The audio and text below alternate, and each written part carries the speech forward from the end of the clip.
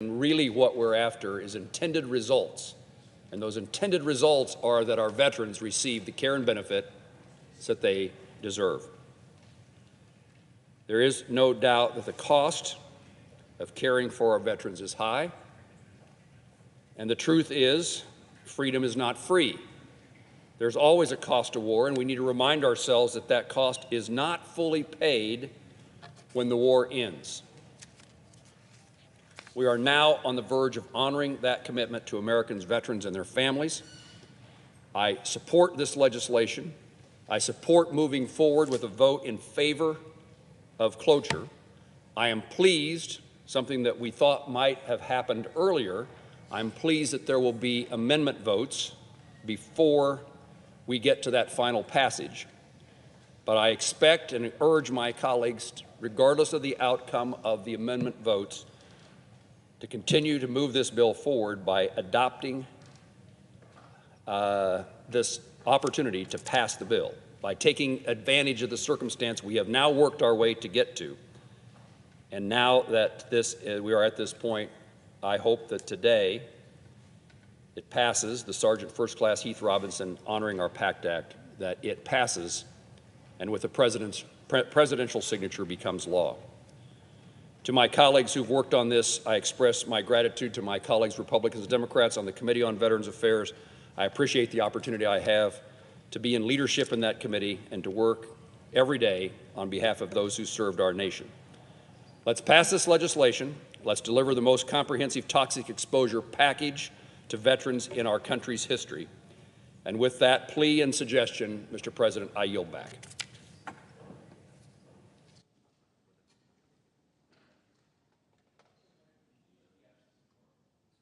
President, I note the absence of quorum.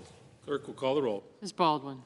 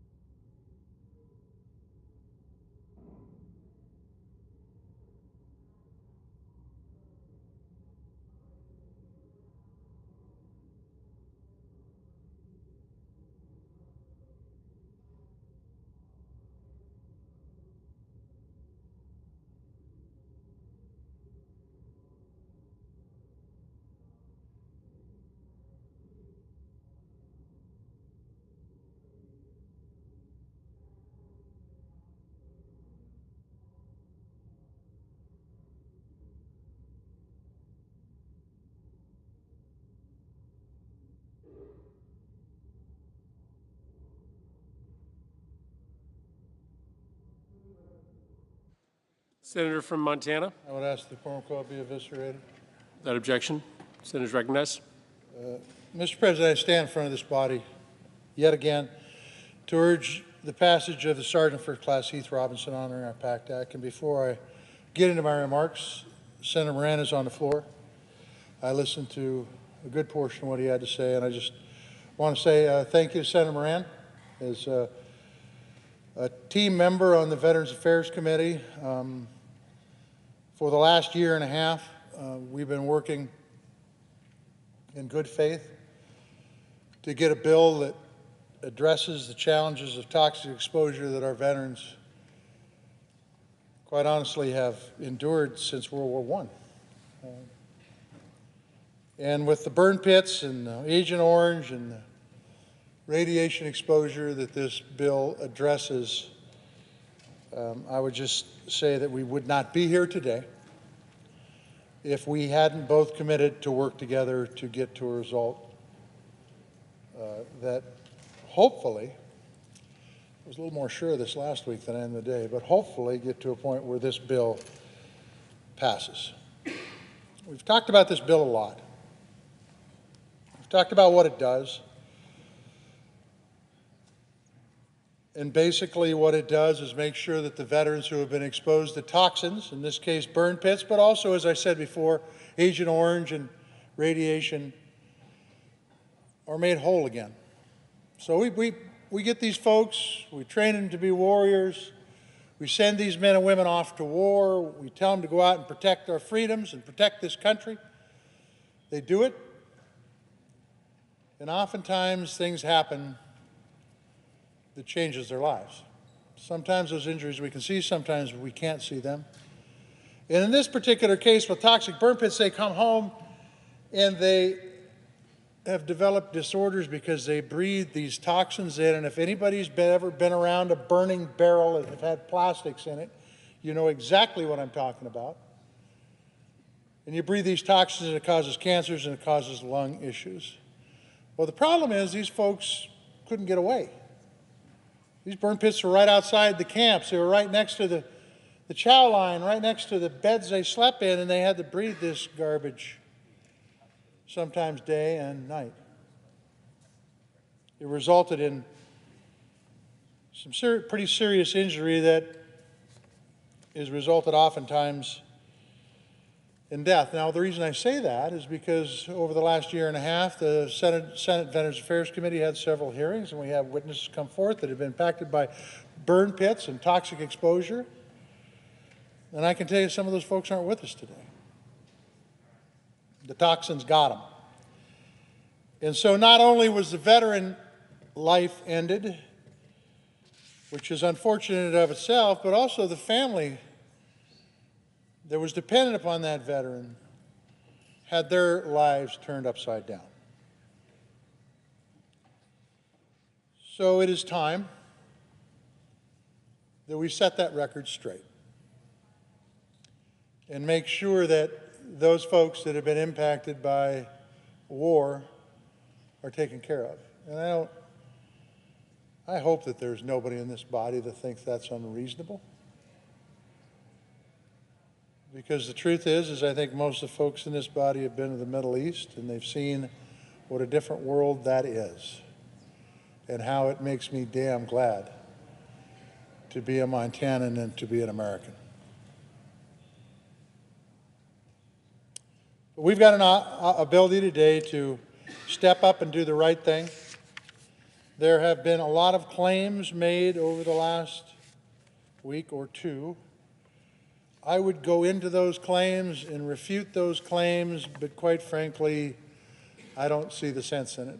If the folks here haven't read this bill, if they haven't read the letter that I sent out to every senator in this body earlier today, I would ask that you would, if you have any questions, come run me down, and I will answer any of them. The fact is we've done this whole process in a very transparent manner. No surprises, no last-minute stuff put into this bill, no slush funds. This is a bill that will work for this country, it will work for the taxpayers of this country, and it will work, most importantly, for the veterans and their families. We have an opportunity, as I said last week, to do the right thing today. We have an opportunity to make the Senate, have the American people be proud of the Senate and the work they do. I would hope we get a resounding vote on this bill, and I would hope that we don't amend it to have to go back to the House, because that once again would delay benefits and do real damage to this bill. So I'd ask my fellow senators, when they come to the floor and vote, think about the veterans that are standing outside the Capitol out here. Think about the veterans in your home state. Think about the veterans that you met while they were on active duty on your Codels. And remember them and do the right thing. Vote to pass the Sergeant First Class Heath Robinson PACT Act. Mr. President, I yield the floor.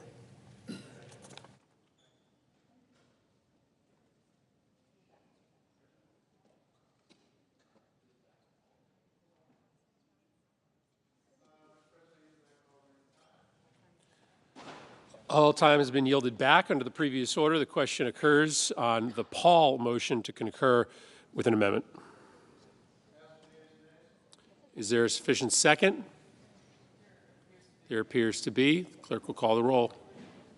Ms. Baldwin, Mr. Barrasso, Mr. Bennett, Mrs. Blackburn, Mr. Blumenthal, Mr. Blunt, Mr. Booker, Mr. Bozeman, Mr. Braun, Mr. Brown, Mr. Burr, Ms. Cantwell, Mrs. Capito, Mr. Cardin, Mr. Carper, Mr. Casey, Mr. Cassidy, Ms. Collins, Mr. Coons, Mr. Cornyn, Ms. Cortez Masto, Mr. Cotton, Mr. Kramer, Mr. Crapo, Mr. Cruz, Mr. Daines, Ms. Duckworth, Mr. Durbin, Ms. Ernst, Mrs. Feinstein, Mrs. Fisher, Mrs. Gillibrand, Mr. Graham, Mr. Grassley.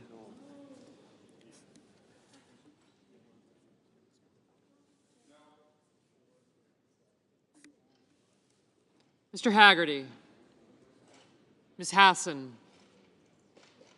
Mr. Hawley,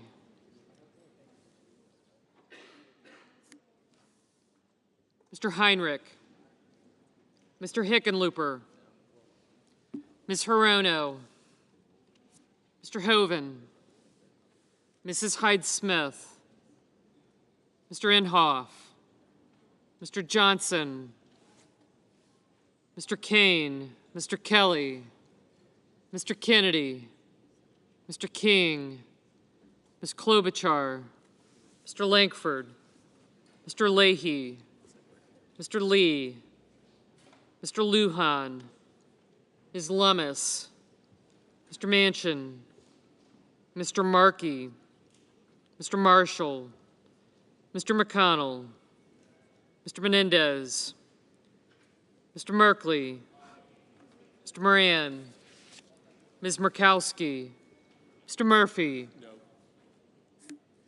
Mrs. Murray, Mr. Ossoff, Mr. Padilla, Mr. Paul, Mr. Peters, Mr. Portman, Mr. Reed, Mr. Risch, Mr. Romney, Ms. Rosen, Mr. Rounds, Mr. Rubio, Mr. Sanders, Mr. Sass, Mr. Schatz, Mr. Schumer, Mr. Scott of Florida, Mr. Scott of South Carolina, Mrs. Shaheen, Mr. Shelby, Ms. Sinema, Ms. Smith, Ms. Stabenow, Mr. Sullivan, Mr. Tester, Mr. Thune, Mr. Tillis, Mr. Toomey, Mr. Tuberville, Mr. Van Hollen, Mr. Warner, Mr. Warnock, Ms. Warren, Mr. Whitehouse, Mr. Wicker, Mr. Wyden, Mr. Young,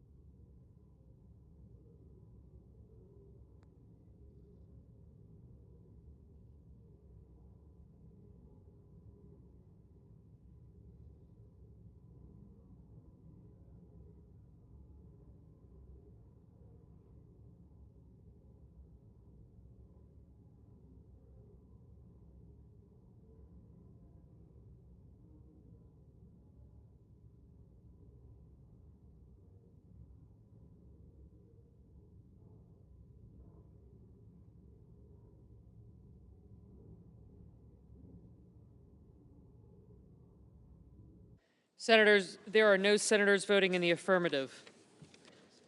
Senators voting in the negative: Duckworth, Grassley, Heinrich, Markey, Moran, Murphy, and Tester.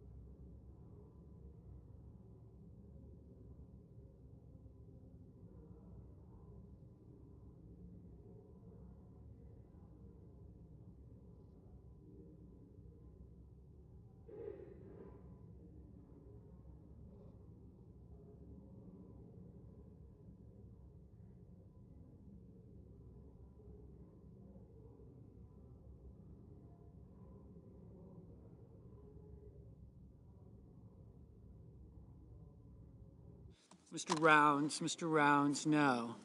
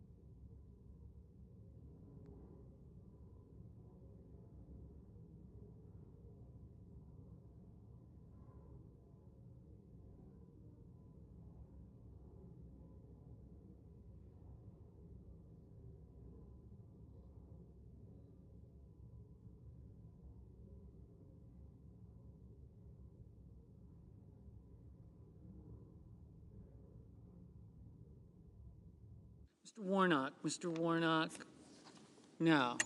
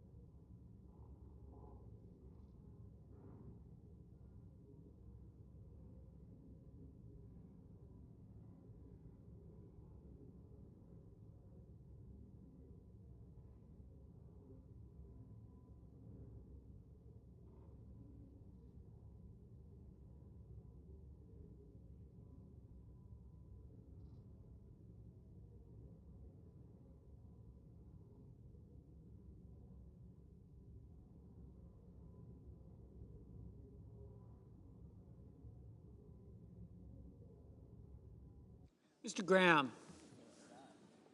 Mr. Graham, no.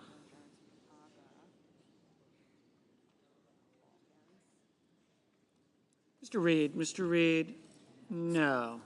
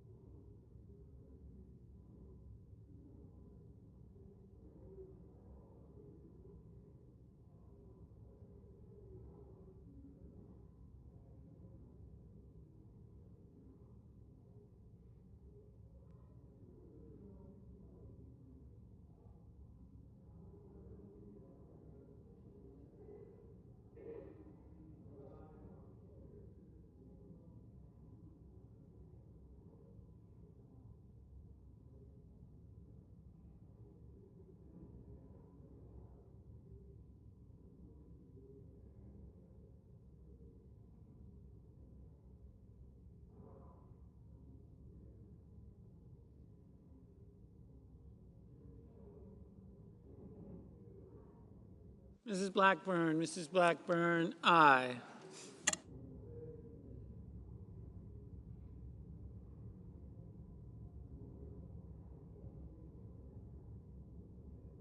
Ms. Stabenow, no.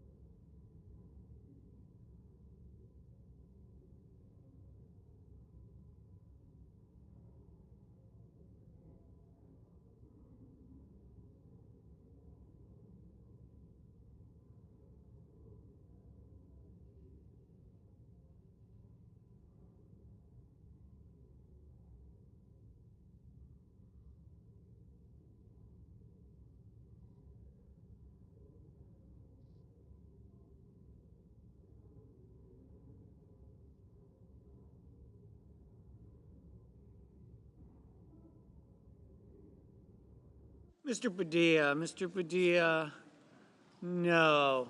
Mr. Scott of Florida, no. Mrs. Capito, aye. Mr. Ossoff, no.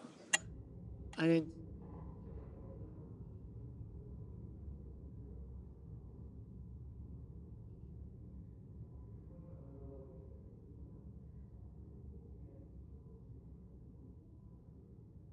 No. Mrs. Capito, no. Mr. Tillis, no.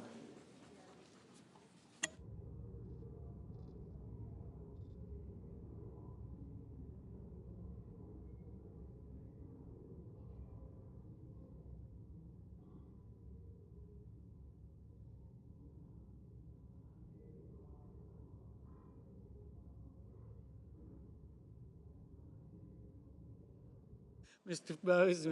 Bozeman, no.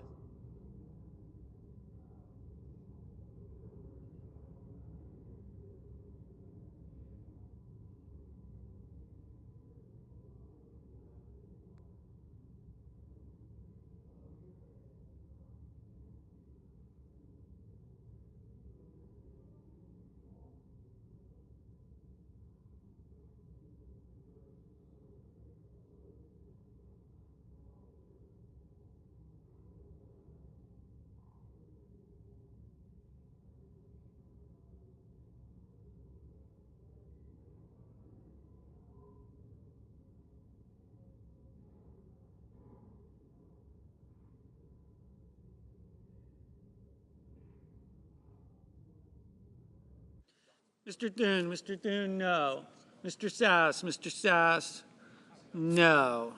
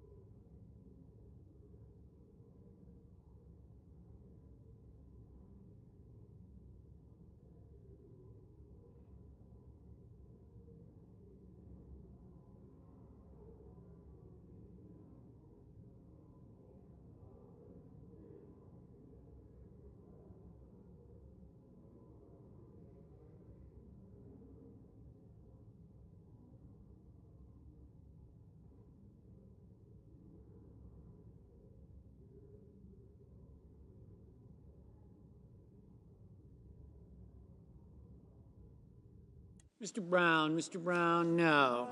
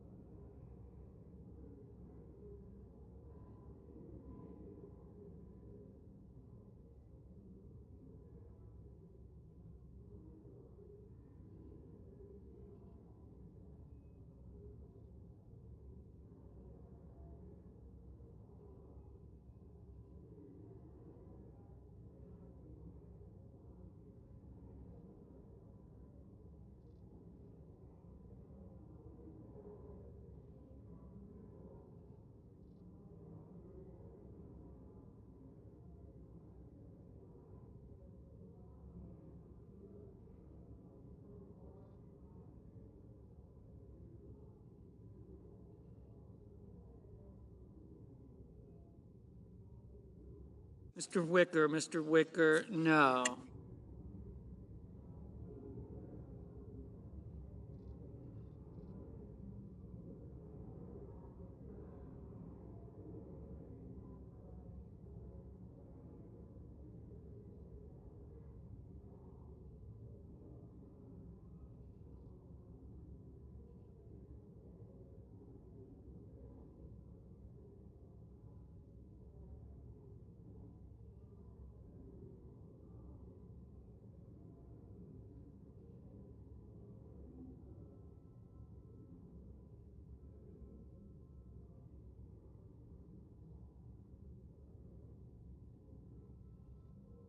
Mr. Schumer, no. Mr. Lujan, no. Mr. King, no.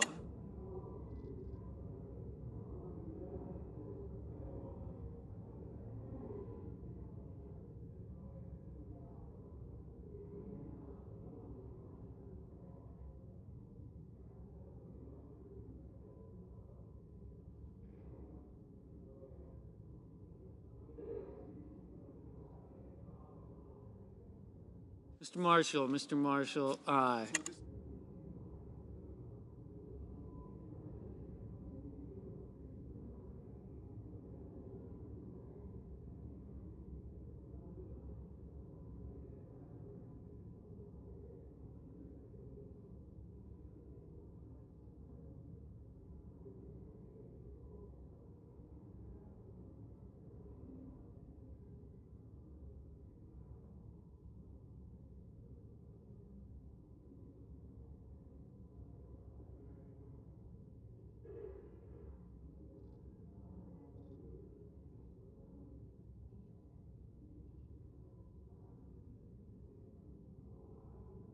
Mr. Casey, no.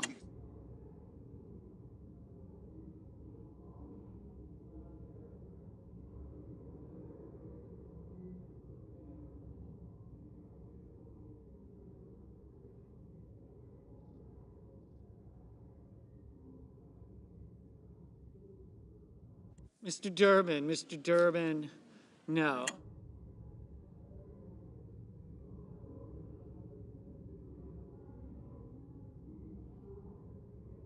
Mr. Braun, aye. Mr. Tuberville, no. Mr. Kane, no.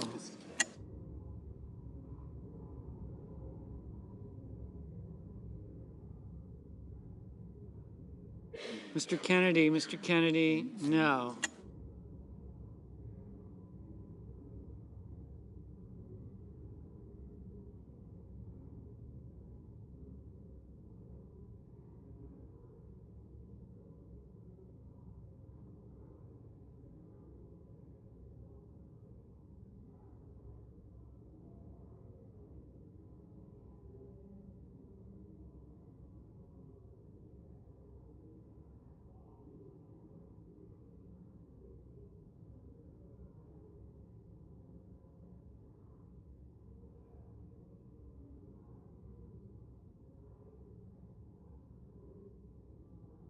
Mr. Paul, aye. Mrs. Murray, no. Ms. Collins, no.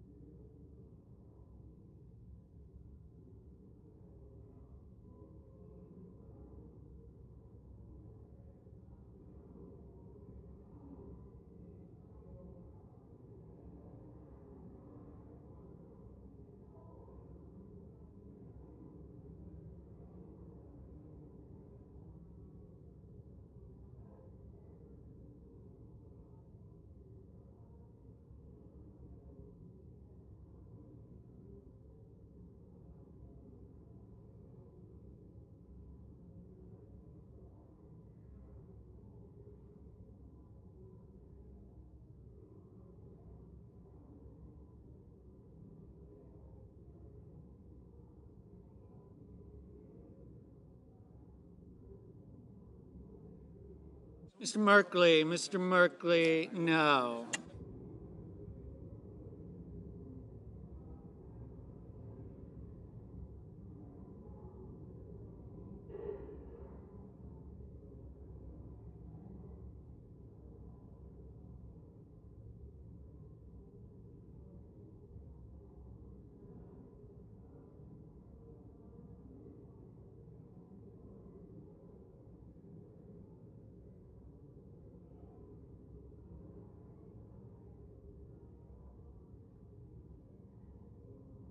Mrs. Hyde Smith, no.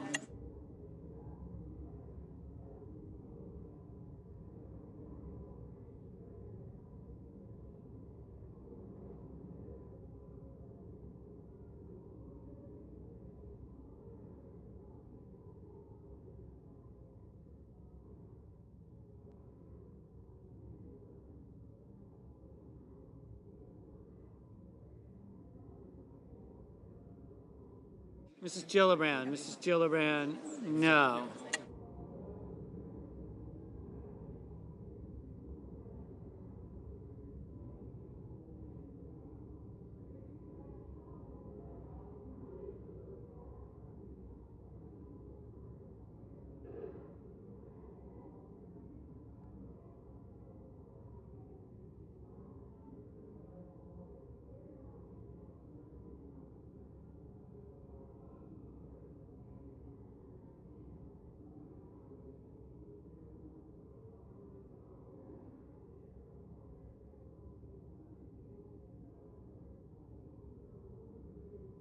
Mr. Inhofe, no.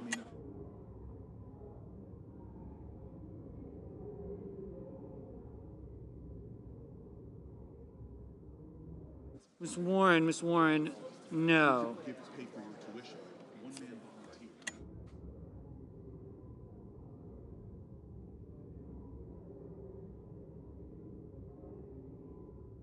Mr. Toomey, no.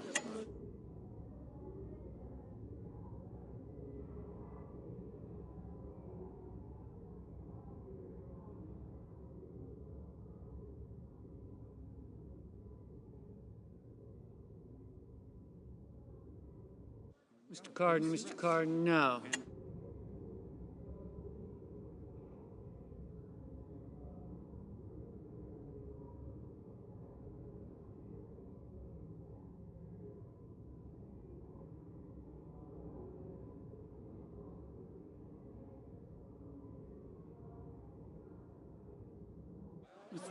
Miss Lummis, no.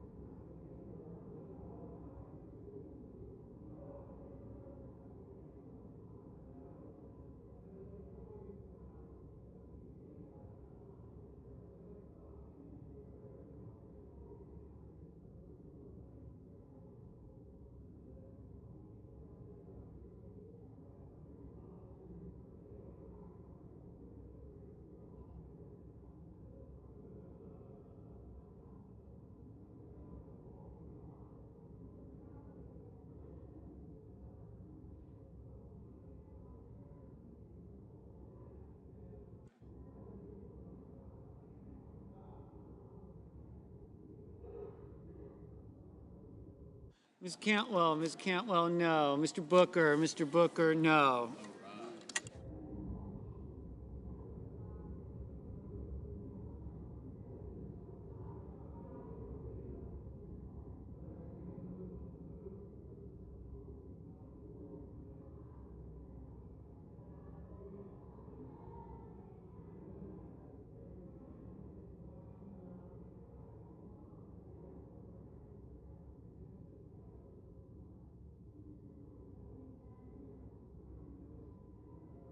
Miss Cinema, no. Ms. Klobuchar, no.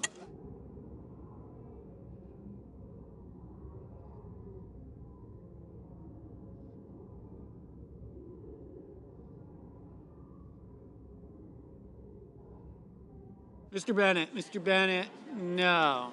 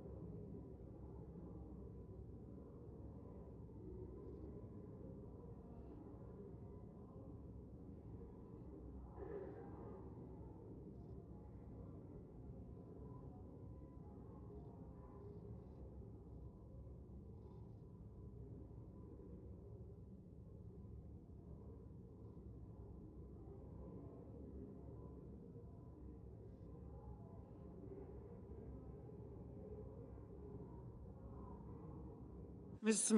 Smith, no. Mr. Peters, no.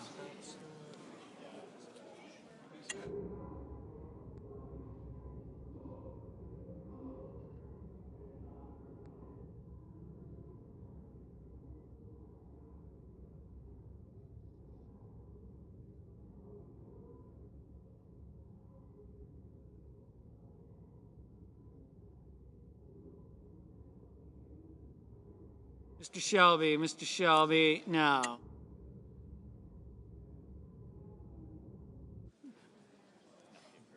Mr. Cruz, no. Mr. Wyden, no. Mr. Hoven, no.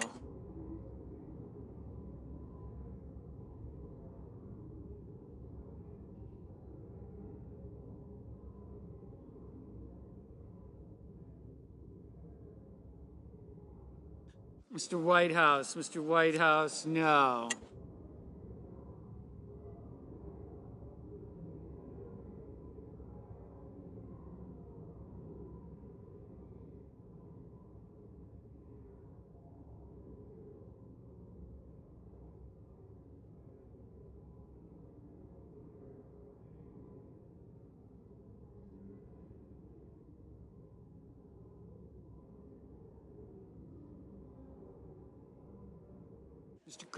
Mr. Crapo, no.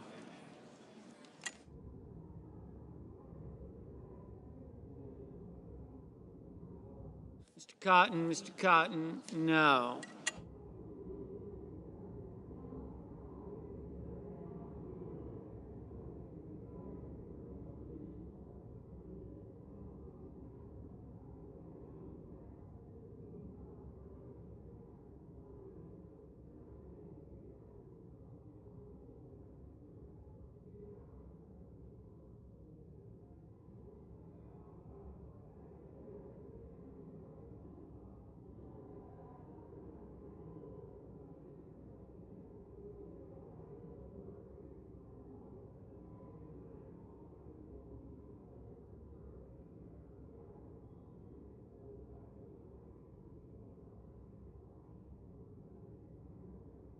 Mr. Cassidy, no.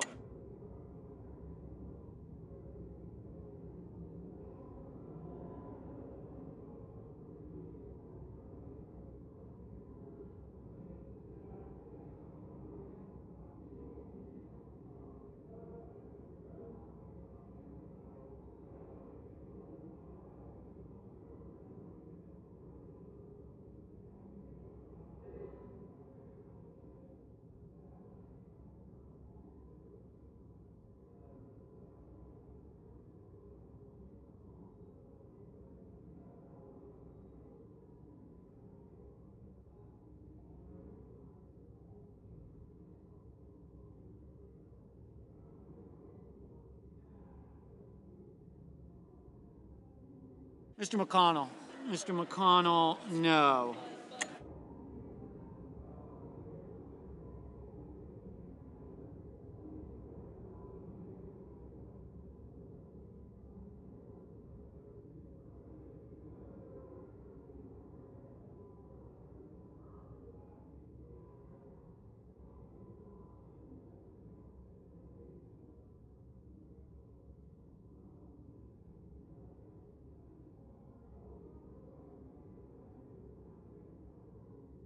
Ms. Hirono, no.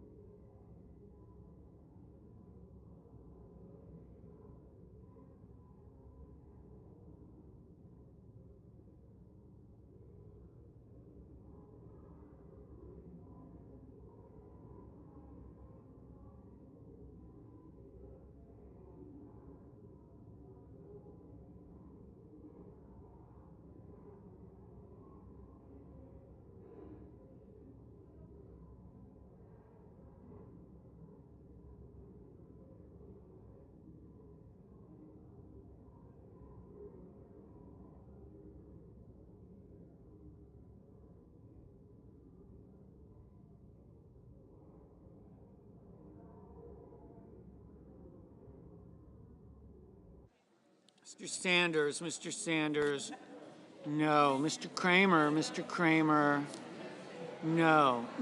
Miss Ernst, no. Mr. Manchin, no.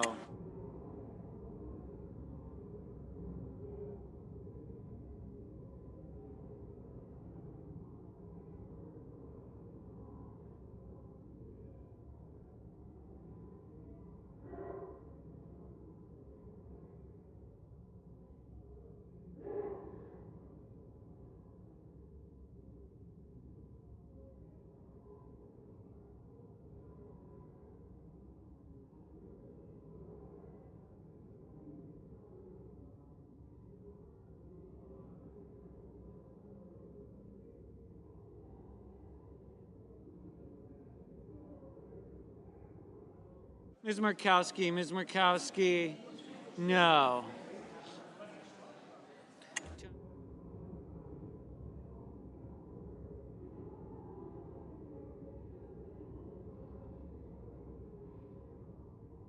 Mr. Scott of South Carolina, no.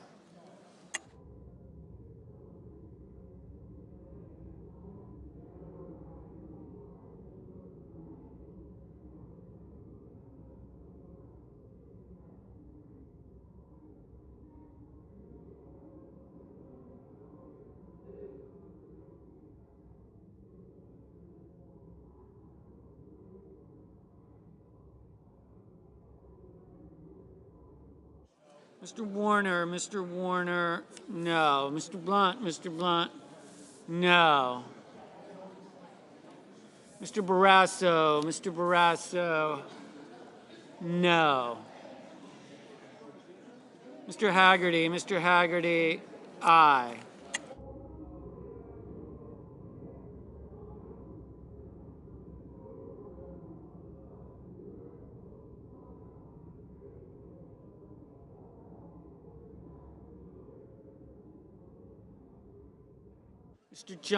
Mr. Johnson, aye. Ms. Baldwin, no.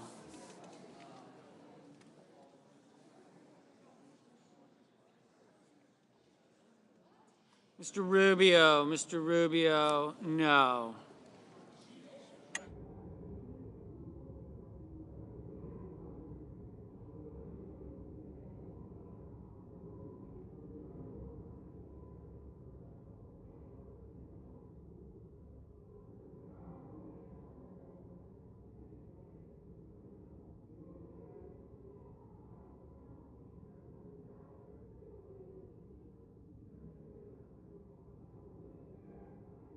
Ms. Rosen, no.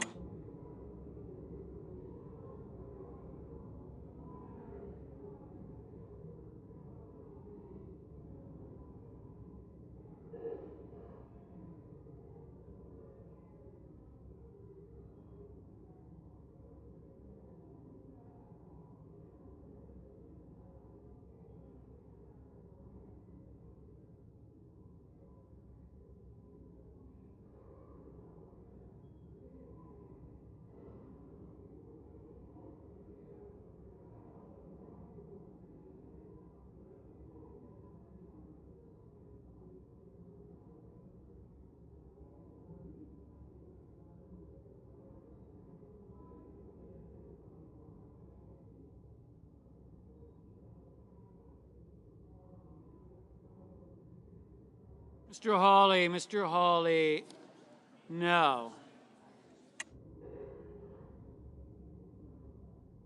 Mr. Daines, no.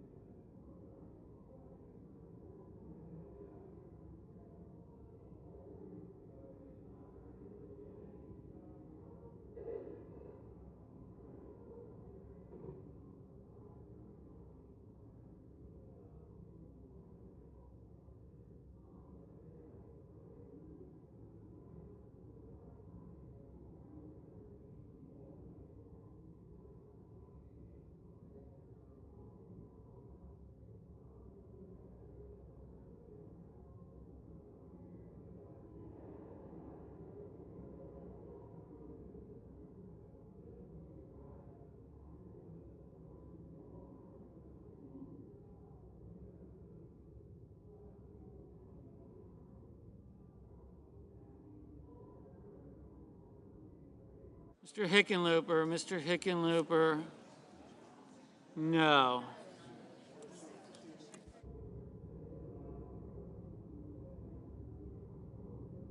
Mr.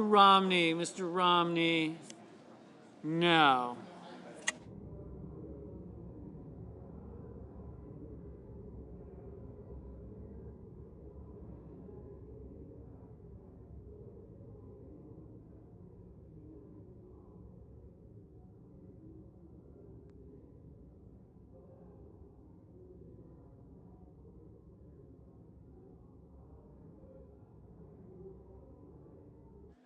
Mr. Kelly, no.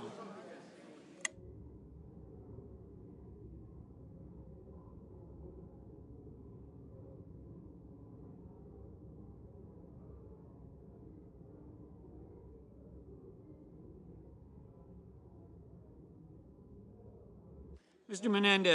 Menendez, no.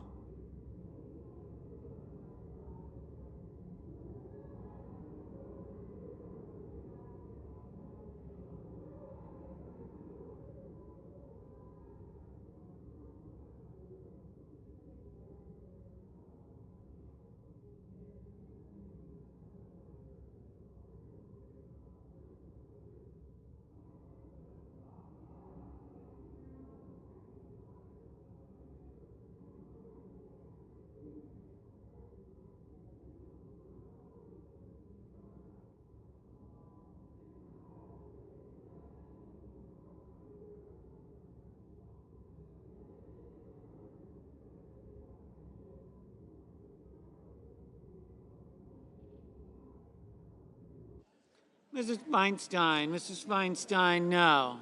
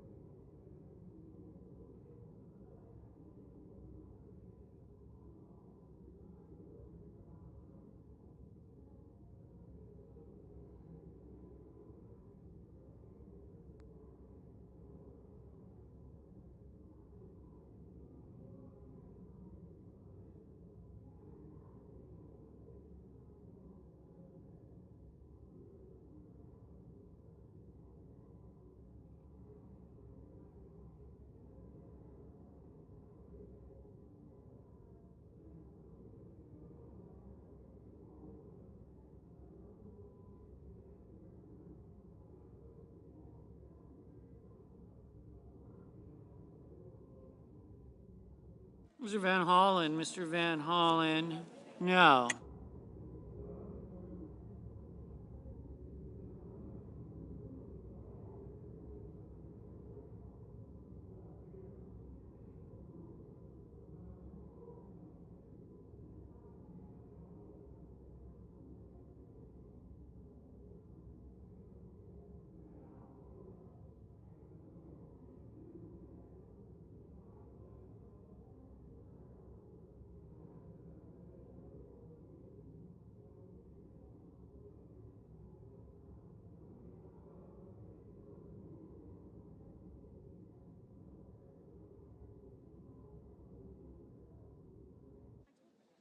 Mr. Sullivan, no.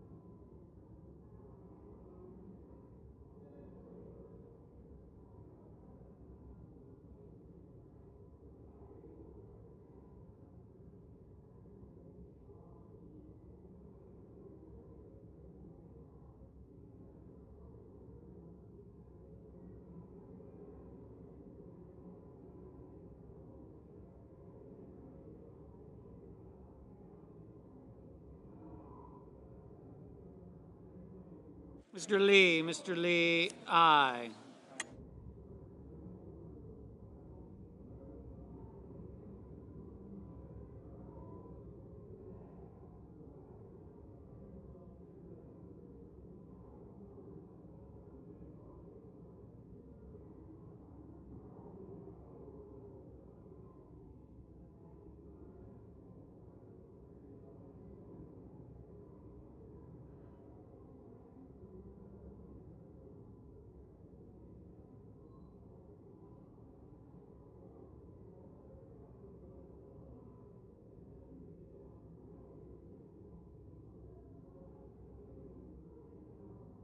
Ms.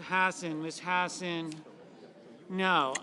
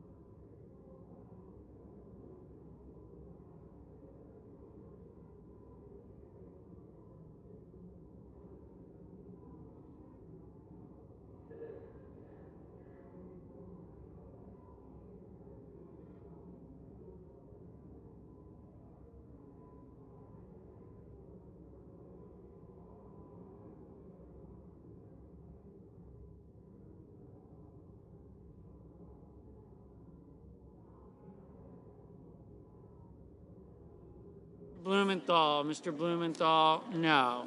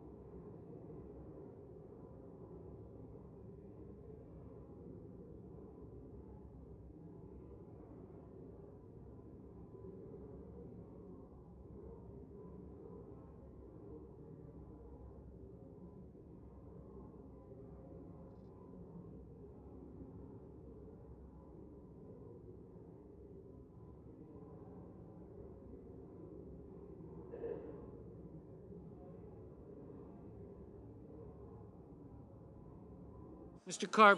Carper, no.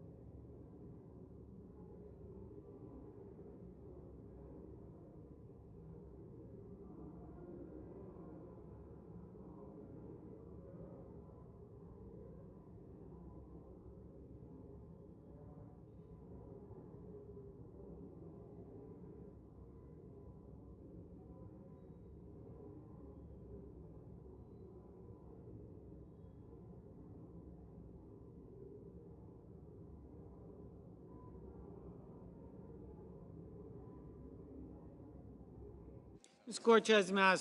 Cortez Masto, no.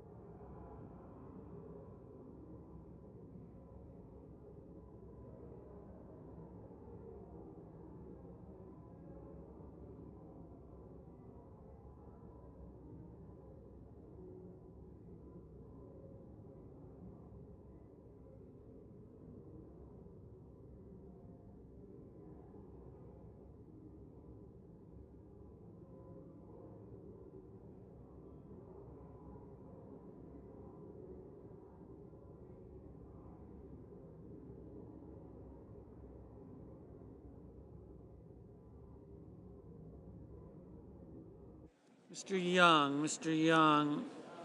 no.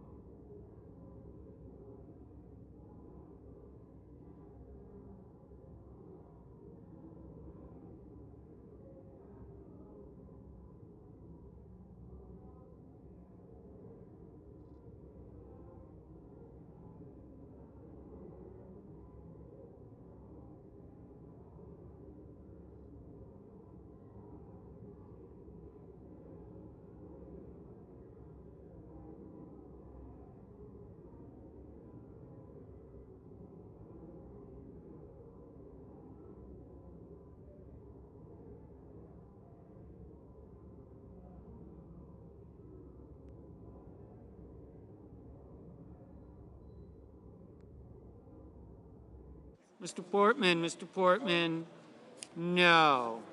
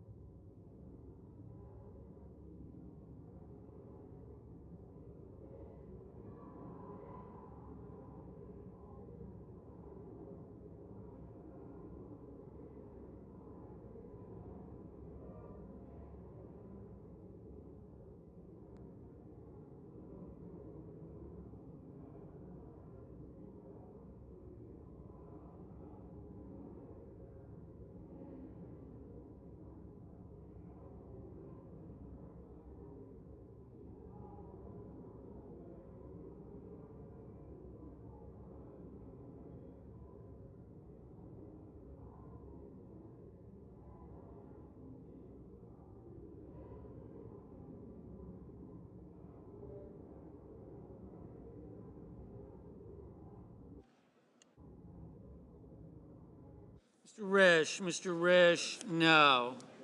Mr. Schatz, no. Mrs. Fisher, no. May I ask a question? Mrs. Shaheen, I think I've been sitting up here for an hour. no.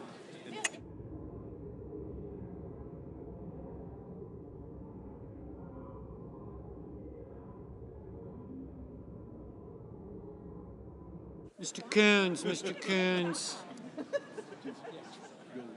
no.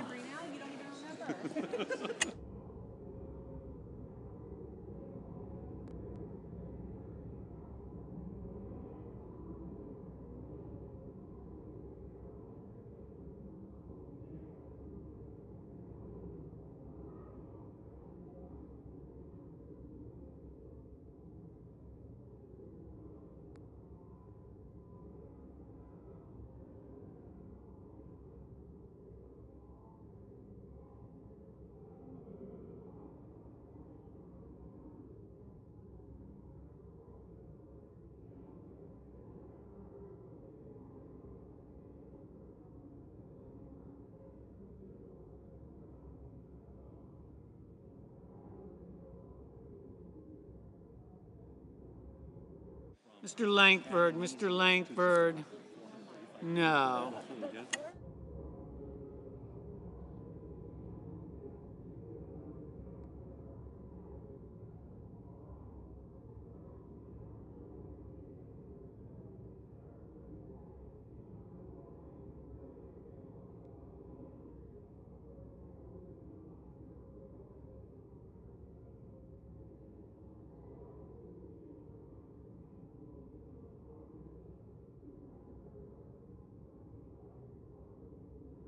Yeah, yeah, yeah.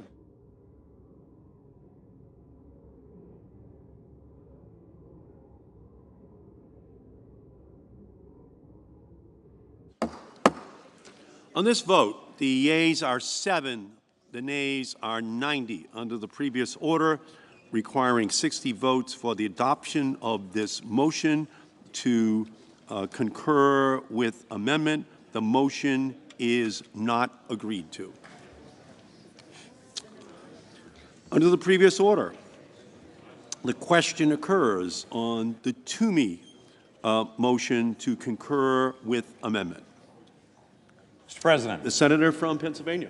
Mr. President, a lot has been said about my amendment that's completely false, mostly outside of this chamber. So let me say very simply what it does. My amendment does only one thing. It would maintain the current policy of classifying currently authorized VA healthcare spending as discretionary spending, rather than change that classification going forward to mandatory spending as the PACT Act would allow. My amendment does not cap any spending. It does not reduce veteran spending. It does not change the classification of PACT Act spending. But by preventing this change in classification, we'd prevent a budget gimmick that's designed to grease the skids for up to $400 billion in totally unrelated spending. So let's pass the PACT Act, but let's pass it without enabling an unrelated $400 billion spending spree. Support my amendment. Mr. President, Senator from Montana. Mr. President, the Toomey Amendment does place an arbitrary limit on the amount of funding that Congress could spend each year in support of veterans. Those are called caps. Don't take my word for it. It comes from the Appropriations Committee and the Budgets Committee. And when you place caps, that results in rationing of care. Look, just like every other mandatory account that the VA has, they come forth as part of the President's budget. VA has to justify it. Congress details the estimates and needs for the funds, for the purpose, whether it's toxic exposure or anything else. It will be reviewed as part of the standard appropriation process. I would recommend, if you don't trust your appropriators, put somebody else on the committee, because that's what this all comes down to, is the appropriators. I would ask you to vote no on this amendment. The question is on the motion to concur with amendment. Senator from Pennsylvania requests the yeas and nays. Is there a second? There is a second. The clerk will call the roll. Ms. Baldwin, Mr. Barrasso, Mr. Bennett, Mrs. Blackburn, Mr. Blumenthal.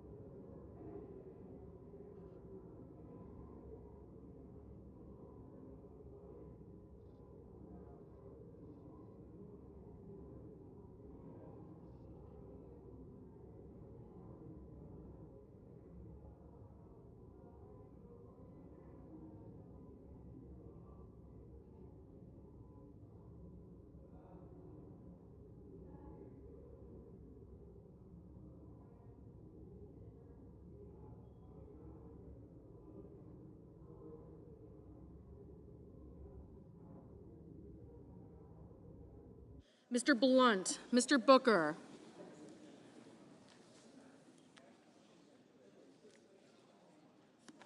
Mr. Bozeman, Mr. Braun, Mr. Brown, Mr. Burr, Ms. Cantwell, Mrs. Capito, Mr. Cardin, Mr. Carper, Mr. Casey, Mr. Cassidy, Ms. Collins, Mr. Coons, Mr. Cornyn, Ms. Cortez Masto, Mr.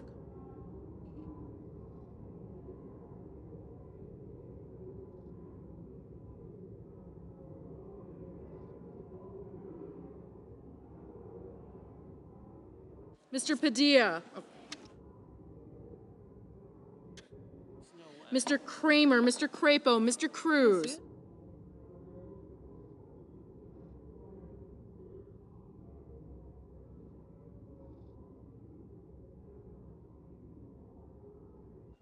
Mr. Daines, Ms. Duckworth,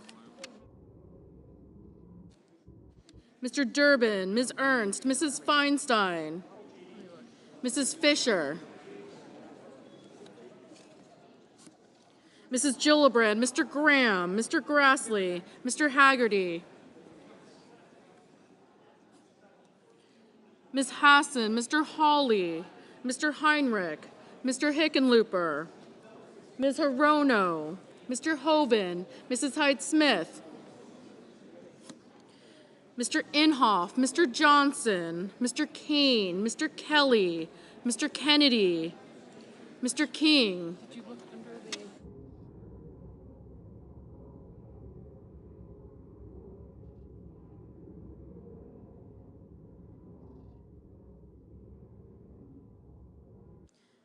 Ms. Klobuchar, Mr. Langford, Mr. Leahy, Mr. Lee, Mr. Lujan, Ms. Lummis, Mr. Manchin, Mr. Markey, Mr. Marshall, Mr. McConnell, Mr. Menendez, Mr. Merkley, Mr. Moran, Ms. Murkowski, Mr. Murphy, Mrs. Murray, Mr. Ossoff, Mr. Padilla, Mr. Paul, Mr. Peters, Mr. Portman, Mr. Reed, Mr. Risch, Mr. Romney, Ms. Rosen,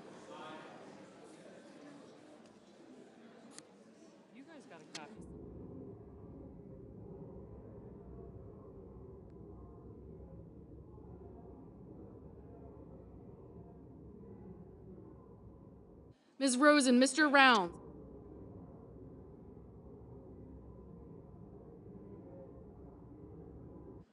Mr. Rounds, Mr. Rubio, Mr. Sanders, Mr. Sass, Mr. Schatz, Mr. Schumer,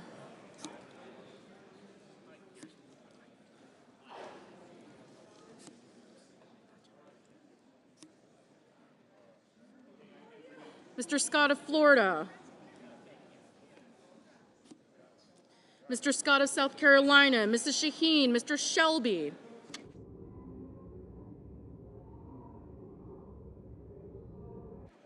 Ms. Sinema, Ms. Smith, Ms. Stabenow, Mr. Sullivan, Mr. Tester, Mr. Thune, Mr. Tillis, Mr. Toomey, Mr. Tuberville, Mr. Van Hollen,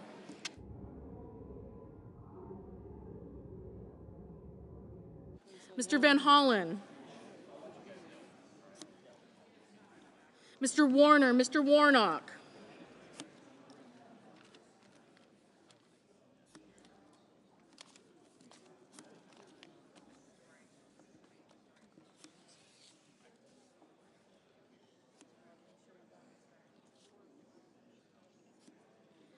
Ms. Warren, Mr. Whitehouse, Mr. Wicker, Mr. Wyden, Mr. Young,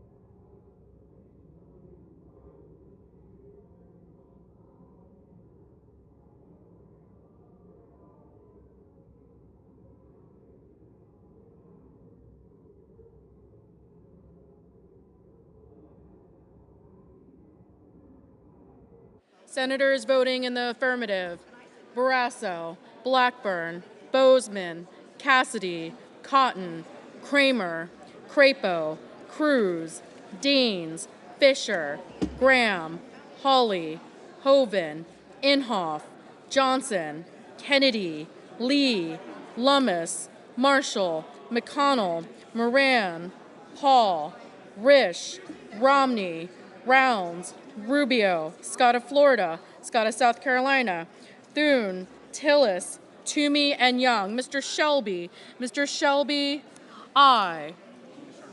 Mr. Tuberville, aye.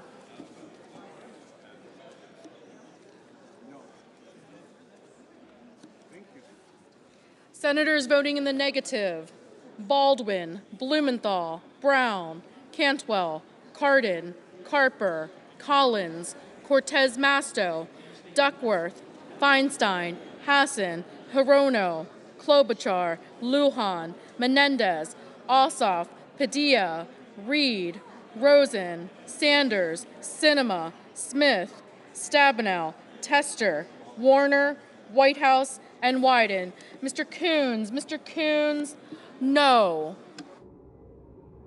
Mr. Peters, no.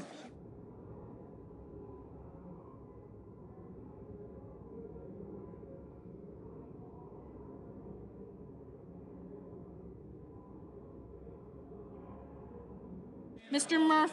Murphy, no.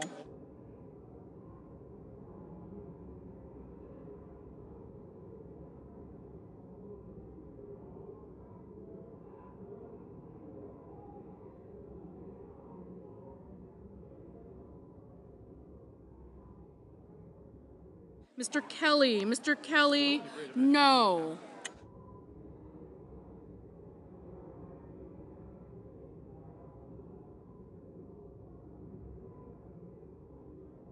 Mr.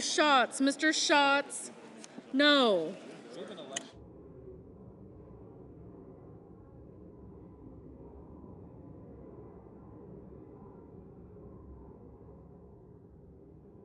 Mr. Casey, no.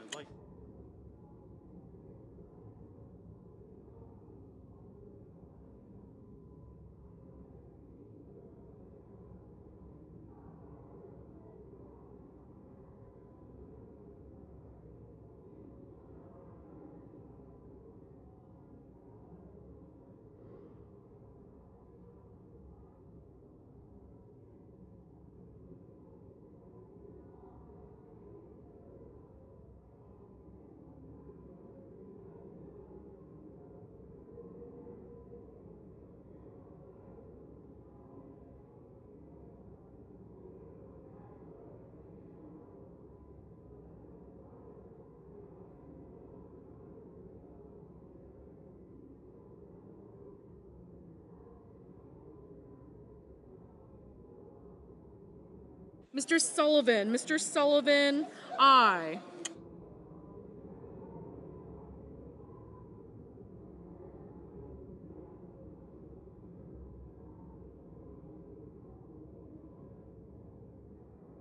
Mr. Braun, aye.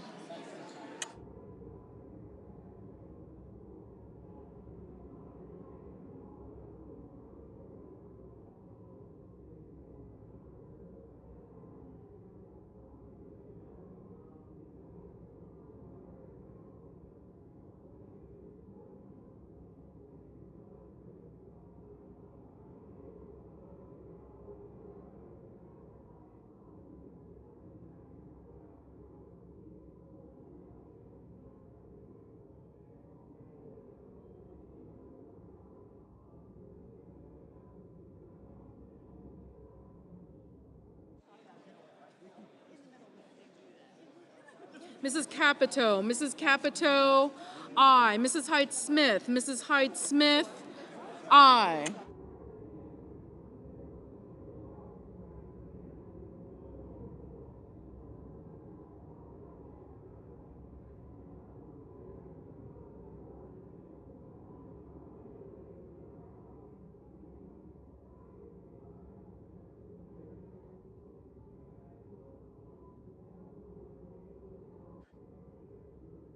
Mr. Portman, aye. Mr. Haggerty, aye. Mr. Sass. Mr. Sass, aye.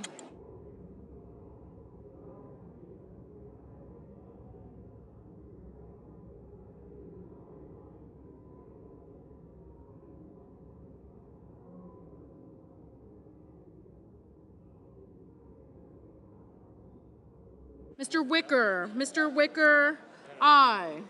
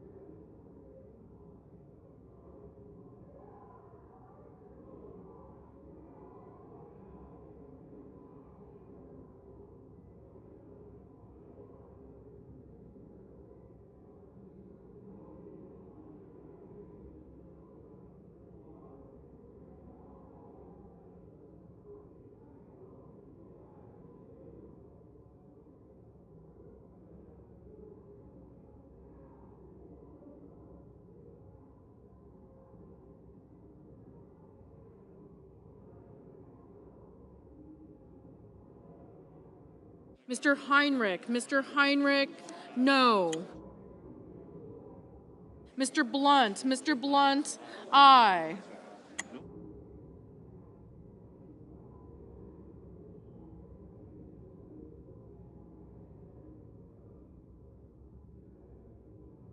Ms. Murkowski. Ms. Murkowski, aye.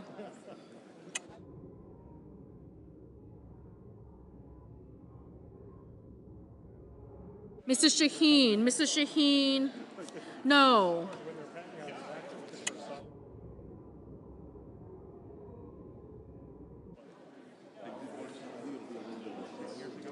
Mr. Langford. Mr. Langford, aye. Mr. Kane. Mr. Kane, no.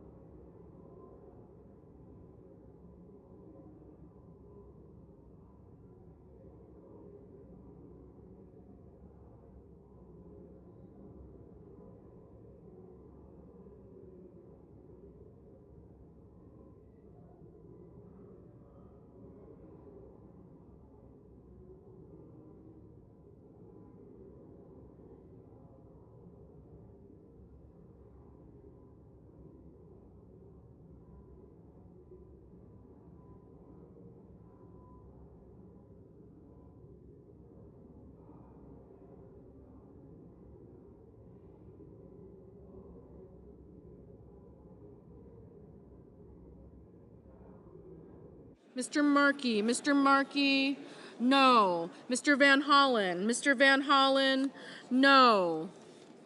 Mr. Grassley. Mr. Grassley, aye.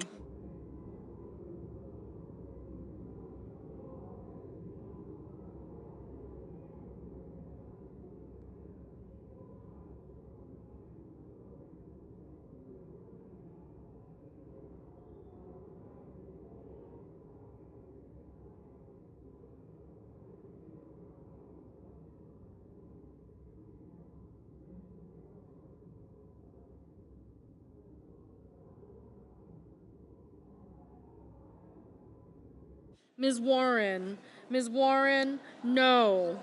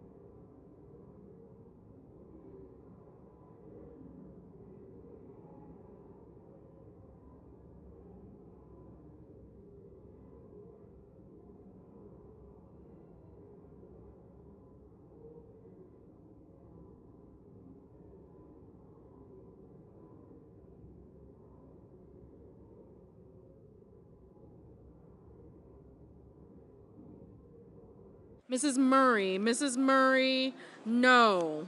Can take these out, but Mr. King, no.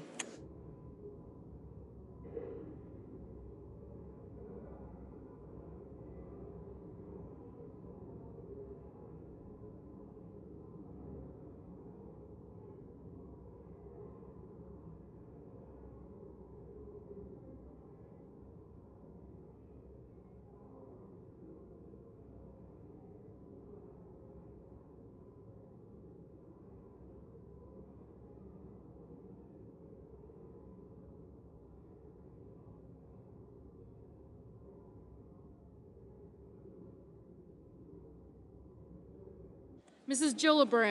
Gillibrand, no.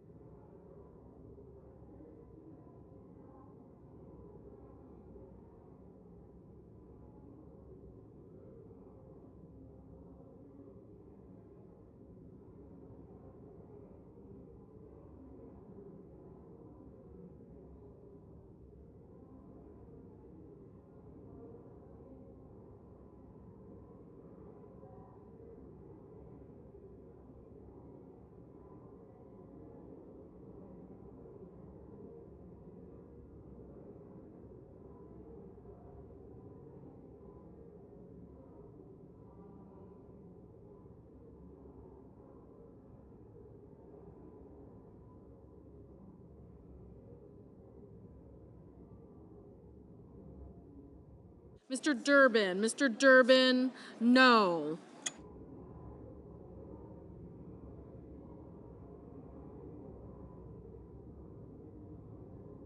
Mr. Manchin, no.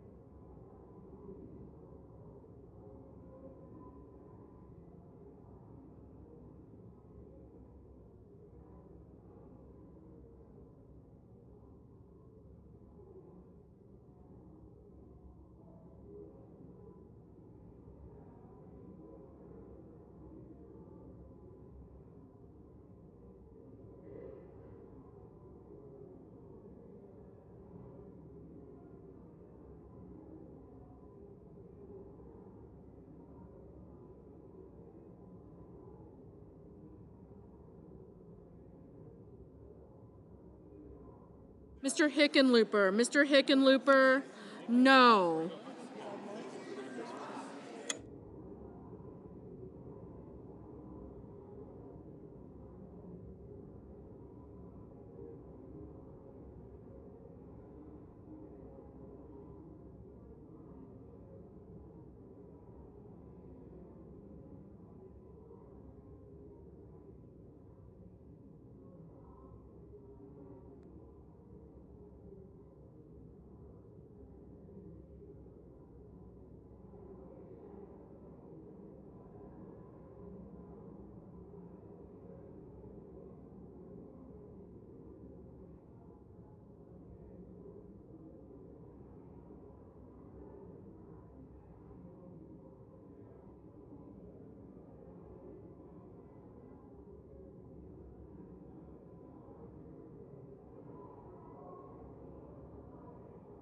Mr. Schumer, no.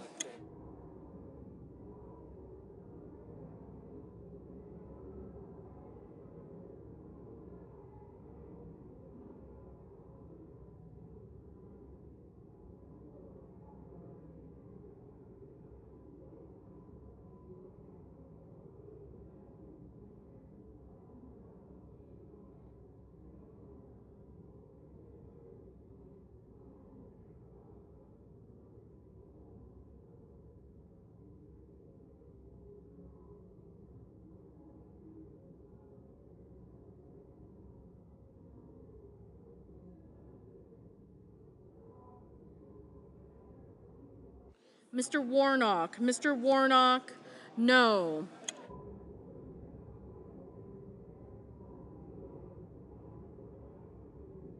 Mr. Bennett. Mr. Bennett, no.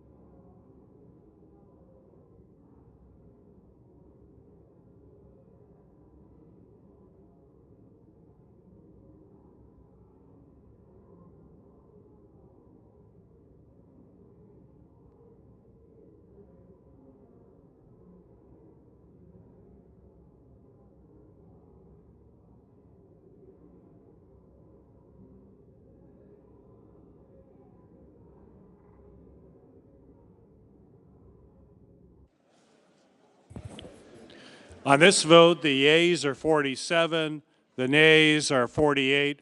Under the previous order requiring 60 votes for the adoption of this motion, to concur with the amendment, the motion is not agreed to. Oh, don't worry, I'm not sure. Senator from Tennessee. Thank you, Mr. Senate will be in order. Senator from Tennessee. Thank you, Mr. President. I move to concur in the House message to accompany S 3373 with amendment number 5185. The clerk will report. The senator from Tennessee, Mrs. Blackburn, moves to concur in the House Amendment 2S 3373 with amendment numbered 5185. I ask the reading be dispensed with. Without objection. Thank you, Mr. President. This Senate will be in order. Senator from Tennessee. Thank you, Mr. President. This is the amendment that will allow our veterans to immediately move into community care. Our veterans need to be able to have access to the care, not just access to the queue. The VA will have a problem getting this implemented because the current wait time to see a primary care doctor is 100 days. So let's not make them wait. Let's give them access to community care so that they have the care they have earned and they deserve. Mr. President, Senator from Montana. the Blackburn Amendment would provide automatic eligibility for community care for any toxic-exposed veteran to any condition. However, I want to make it clear, if a veteran should ever need care that the VA cannot provide, they're automatically eligible in that case. We could talk about the cost.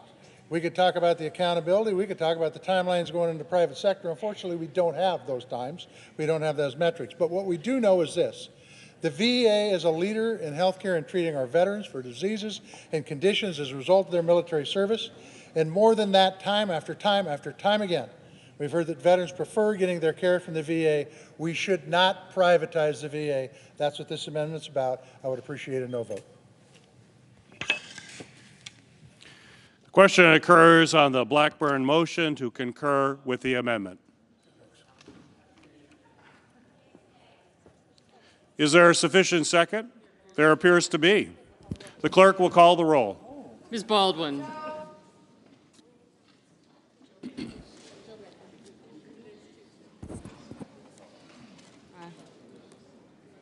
Mr. Barrasso. Mr. Bennett. Mrs. Blackburn. Mr. Blumenthal. Yeah, actually, I got a text after I talked to you. They said, hey, they already said, oh, Mr. Blunt. No, it's all good. It's all good. And then I went in the cloakroom and told her, let's go. we get hotline. Oh, Yeah, I great. told him Thank you. hotline up. So Oh, thank you so I much. gave him the thing. This is it. Oh, good. Thank you so much. Yeah, you perform magic. I just talked to you, and boom, it's on the hotline. Or at least They the knew request. from before. Mr. Booker. I said, is there still some issue with? Okay. Good. Well, thank you so much. Yeah. So now it's hotline. We should be able to get it this week, I hope. So I can't imagine anybody opposed to it. We got strong bipartisan support. Yeah. Yeah. Well, thank you, Mary. Yeah. Mr. Bozeman. I apologize. I troubled you because Mr. Braun. I looked at my call and then it's like, oh, they just. I go, shoot, I just No, talked they to Maria. probably, no, what happened is when I walked in and I talked to my office, they said, we just finished the report and we just sent it over. So then when I said, okay, and, you know, then you were at, then they probably called your office and your office texted me. But still, it's all magic. It's all It magic. all worked. Good. And thanks for talking to the cloakroom. That's the big thing. So Mr. Brown. Gotcha. Mr. Burr. Ms. Cantwell.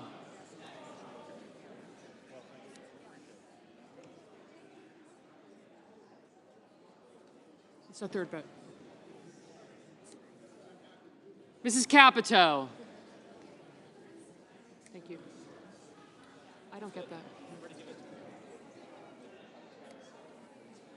Mr. Cardin, Mr. Carper, Mr. Casey, Mr. Cassidy, Ms. Collins, Mr. Coons, Mr. Cornyn. Right, yeah.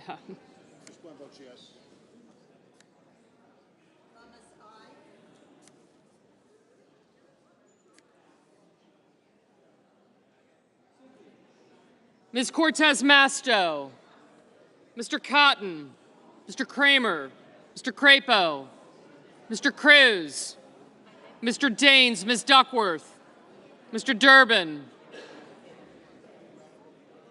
Ms. Ernst, Mrs. Feinstein, Mrs. Fisher, Mrs. Gillibrand, Mr. Graham, Mr. Grassley, Mr. Haggerty, Ms. Hassan,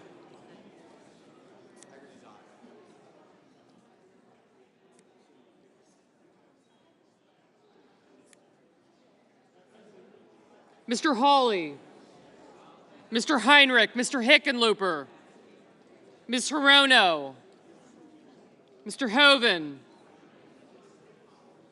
Mrs. Hyde-Smith, Mr. Inhofe, Mr. Johnson, Mr. Kane, Mr. Kelly, Mr. Kennedy, Mr. King, Ms. Klobuchar,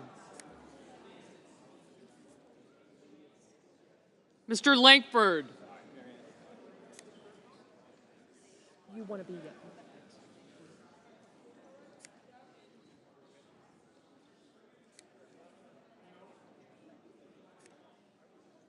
Mr. Leahy, Mr. Lee, Mr. Lujan, Ms. Lummis, Mr. Manchin, Mr. Markey. I did. Mr. Marshall, Mr. McConnell, Mr. Menendez, Mr. Merkley, Mr. Moran, Ms. Murkowski, Mr. Murphy, Mrs. Murray,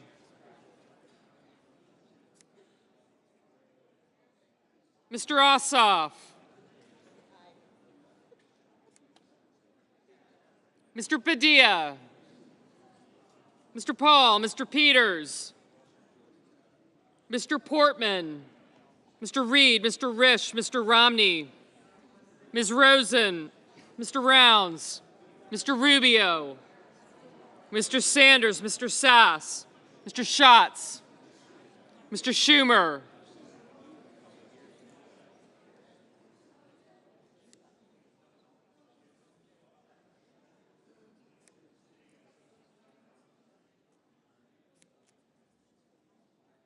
Thank you. Who? Yeah.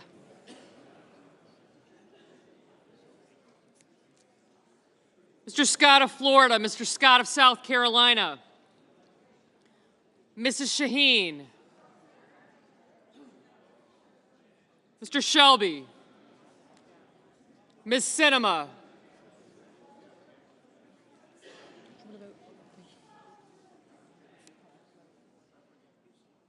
Ms. Smith, Ms. Stabenow, Mr. Sullivan, Mr. Tester, Mr. Thune, Mr. Tillis, Mr. Toomey, Mr. Tuberville, Mr. Van Hollen, Mr. Warner, Mr. Warnock, Ms. Warren, Mr. Whitehouse, Mr. Wicker, Mr. Wyden, Mr. Young.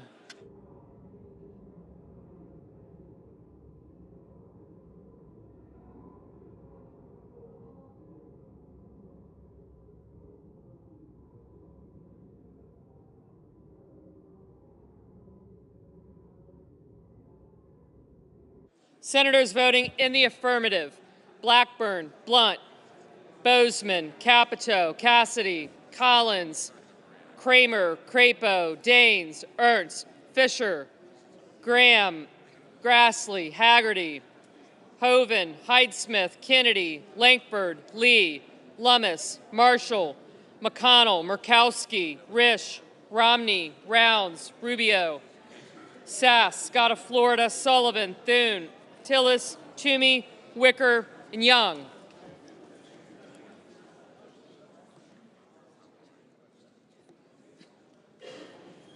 Senators voting in the negative: Baldwin, Bennett, Blumenthal, Brown, Cantwell, Cardin, Casey, Coons, Duckworth, Feinstein, Gillibrand, Hassan, Heinrich, Hickenlooper, Kane, Kelly, King, Klobuchar, Manchin, Murphy, Murray, Peters, Reed, Rosen, Sanders, Schatz, Shaheen, Sinema, Smith, Tester, Warner, Warnock, Warren, Whitehouse, and Wyden.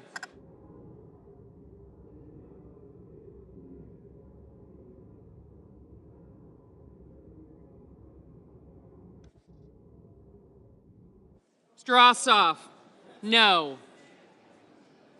Mr. Tuberville, aye. Mr. Shelby, aye.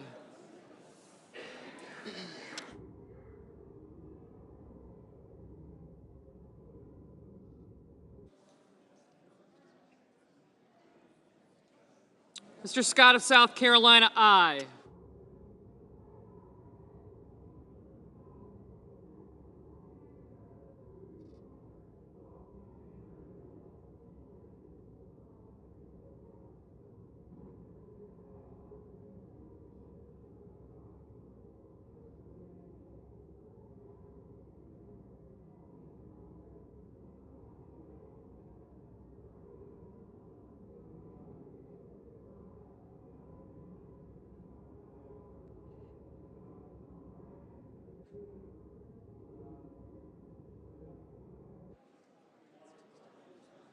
Mr. Moran, aye. Mr. Van Hollen, no.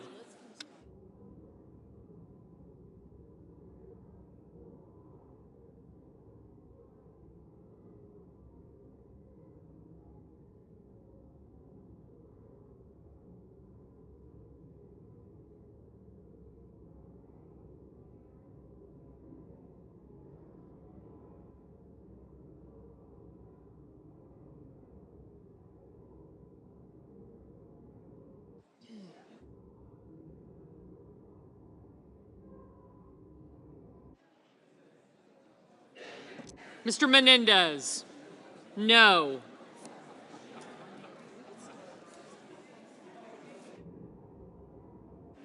Mr. Portman, aye.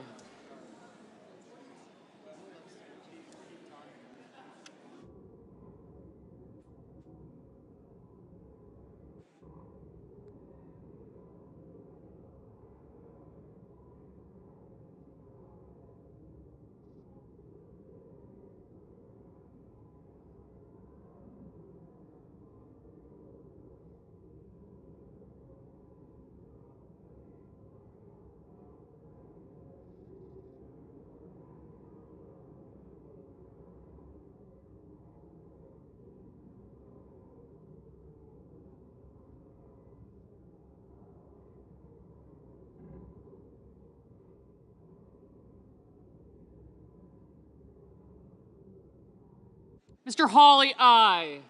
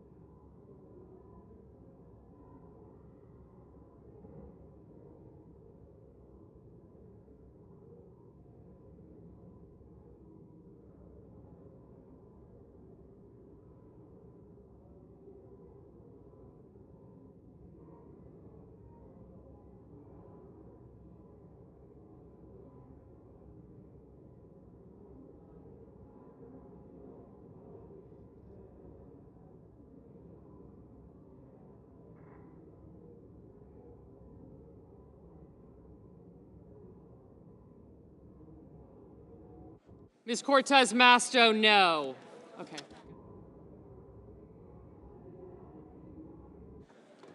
Mr. Padilla, no.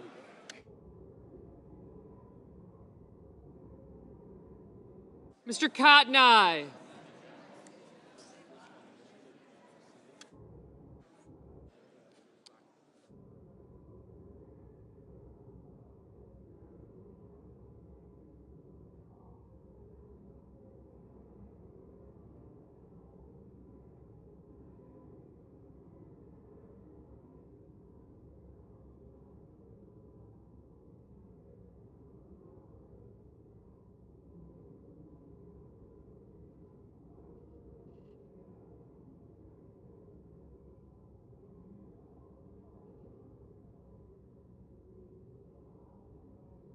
Mr. Paul, aye.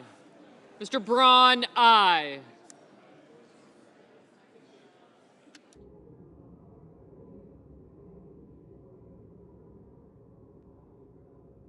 Mr. Schumer, no.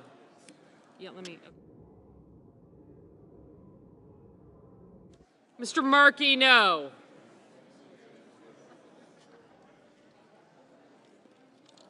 Are you missing Burr? Are you?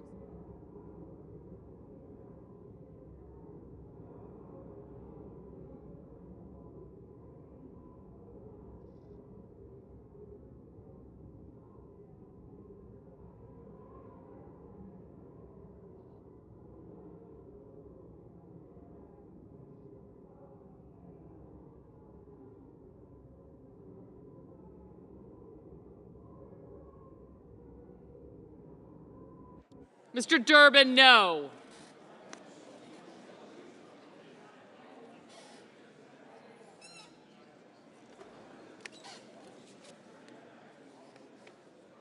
I found it. Will you tell John? I put it in the top drawer where the stamps are.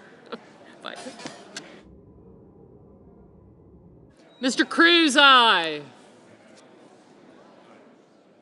Mr. Inhofe, aye.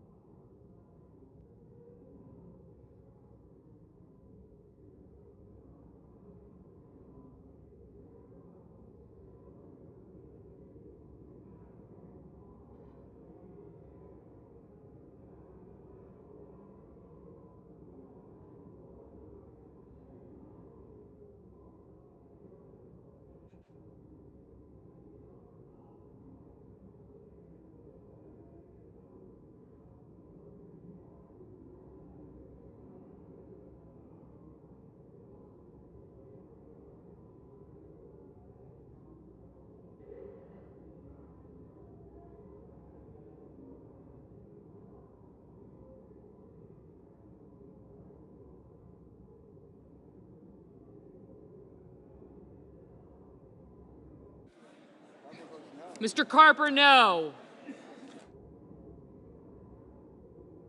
Ms. Stabenow, no.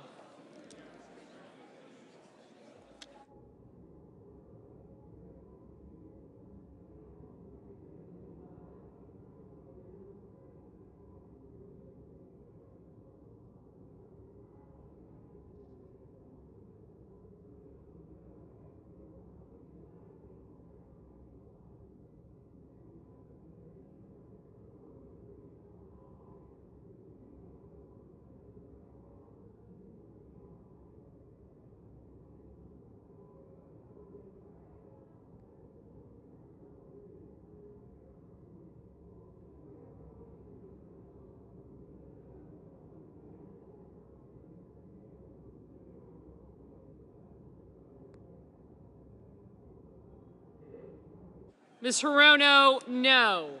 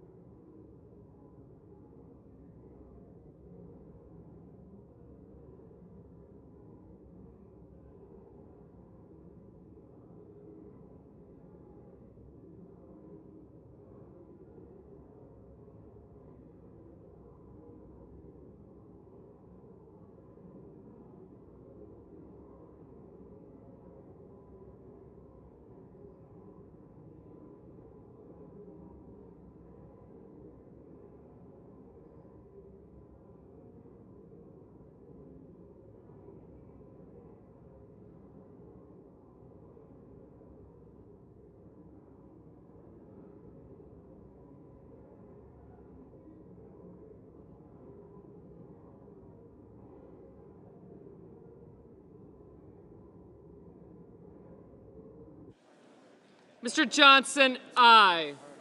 Mr. Barrasso, aye.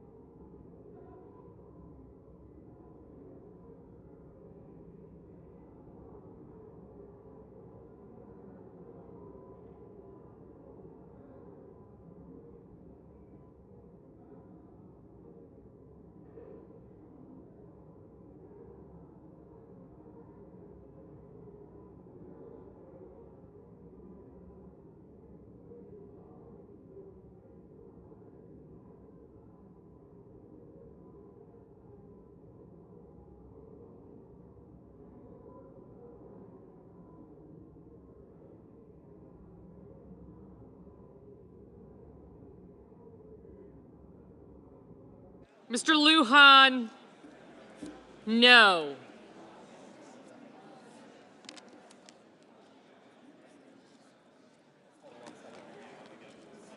Yep.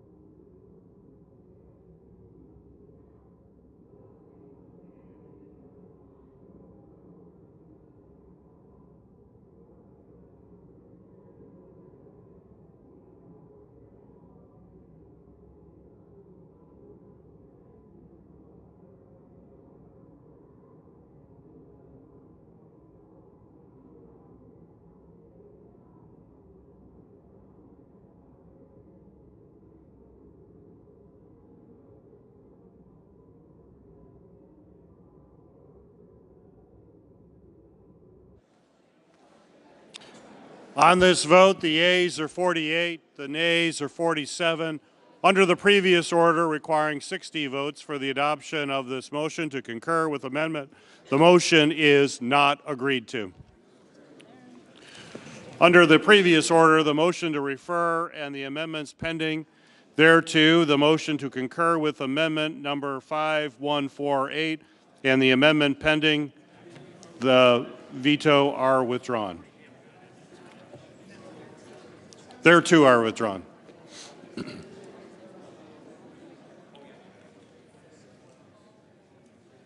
Mr. President. Senator from Kansas. Mr. President, thank you. We are poised once again for the opportunity to pass a piece of legislation of historic significance, something that demonstrates the United States Senate can come together and take care of Americans, particularly those who served our nation. And while it's historic, it's more important to many individuals. Historic for the country, historic for veterans, but important, life-saving, supportive of those who've encountered toxic exposure from Vietnam and Southeast Asia, through Agent Orange, and through burn pits in Iraq and Afghanistan. Mr. President, I thank the Heath Robinson family and all the advocates who got us to this point today, and I ask my colleagues to pass this legislation, and I ask the President to sign it as quickly as possible. Senator from Montana. 15 years ago, when I was appointed to the Senate Veterans Affairs Committee, I had a Vietnam veteran come up to me and say, "You're not going to treat this generation of veterans like you treated us." This bill rights that and makes that veteran's request come true. Why? Because we're dealing with toxic exposure. In fact, we're even dealing with it with Agent Orange and the burn pits. This fully pays the cost of war, and I would encourage everybody in this body to vote for this motion. Mr. President. The Majority Leader. Thank you, Mr. President. This long-awaited moment for our nation's veterans is occurring now. The Senate is finally going to pass the most significant expansion of veteran health. Could we have order, Mr. President? Senator will be in order. Senator will be in order. Finally, this Senate is going to pass the most significant expansion of veteran health care benefits in generations. This is a very good day, a long-awaited day, a day that should have happened long ago. For decades, many of our nation's veterans have endured a shameful reality. They went abroad to serve our country bravely, got sick from toxic exposure in the line of duty, but came home and learned they didn't qualify for the benefits they needed to treat their illnesses. It is shameful. It is infuriating. Today, we tell our veterans suffering from cancers, lung diseases, other ailments from burn pits, the wait is over for the benefits you deserve. No more pointless delays on getting the health care you need. No more jumping through hoops and even hiring lawyers just to get an answer from the VA. And today, if you are a veteran from Vietnam to Iraq to Afghanistan to everywhere in between, and you get sick from burn pit exposure or Agent Orange, you will finally be able to get your earned benefits guaranteed. I want to thank my colleagues from both sides of the aisle for working together to push the PACT Act over the line, especially Senators Tester and Moran, who were the original leaders of the bill, my colleague, Senator Gillibrand from New York, and thank in advance all my colleagues on both sides of the aisle who will vote for this much-needed legislation. Importantly, I want to thank the many veterans, veteran service organizations, and advocates like John Stewart and John Field, who led a righteous, mighty movement to get this bill done. It wouldn't have happened without you. And especially want to thank the veterans who camped at the foot of Capitol Hill for the past few days, enduring scorching heat, drenching rain, just to get to this point. They said they would never go home until they got this bill done. They're here. Well, I have good news. In a few minutes, after this bill passes, you can go home knowing the good and great thing you have done and accomplished for the United States of America. Because of them, veterans everywhere will finally get the dignity and care they deserve. The PACT Act is now going to the President's desk. I thank my colleague for their work, and I ask for the yeas and nays. The question is on the motion to concur. Is there a sufficient second? There seems to be a second. The clerk will call the roll. Ms. Baldwin.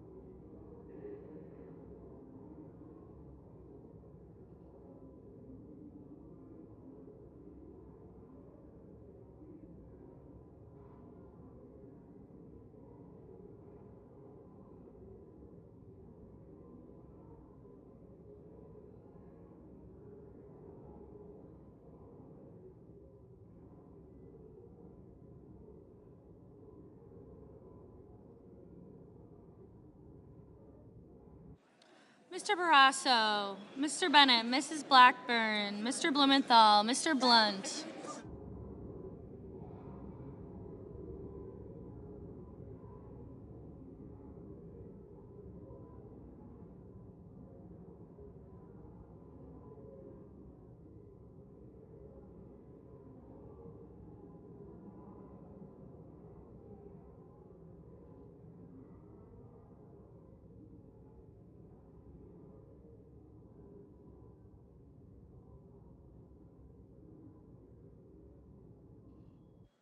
Mr. Blunt, Mr. Booker, Mr. Bozeman, Mr. Braun, Mr. Brown, Mr. Burr, Ms. Cantwell, Mrs. Capito, Mr. Cardin, Mr. Carper, Mr. Casey.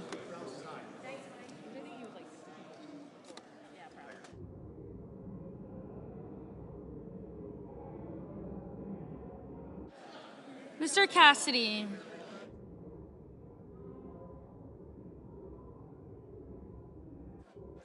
Ms. Collins, Mr. Coons, Mr. Cornyn,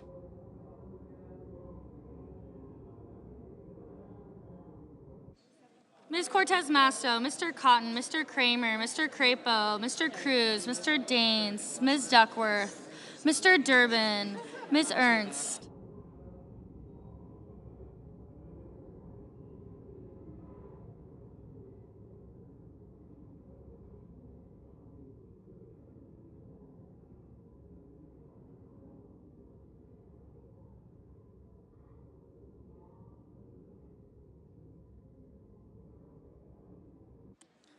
Ms. Ernst, Mrs. Feinstein, Mrs. Fisher, Mrs. Gillibrand, Mr. Graham, Mr. Grassley, Mr. Haggerty, Ms.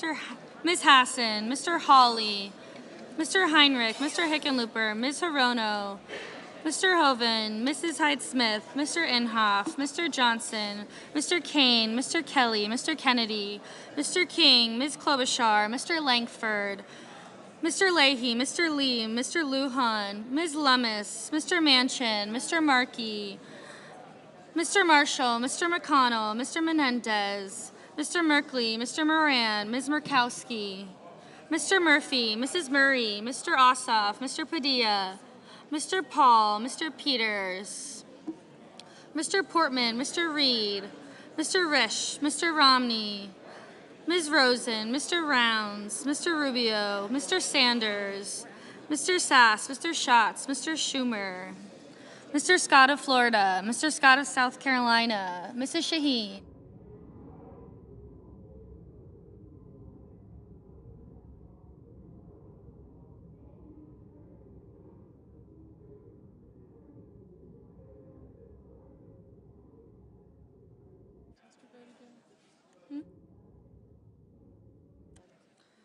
Mrs. Shaheen, Mr. Shelby, Ms. Sinema, Ms. Smith, Ms. Stabenow, Mr. Sullivan, Mr. Tester, Mr. Thune, Mr. Tillis, Mr. Toomey, Mr. Tuberville, Mr. Van Hollen, Mr. Warner, Mr. Warnock, Ms. Warren, Mr. Whitehouse, Mr. Wicker, Mr. Wyden, Mr. Young.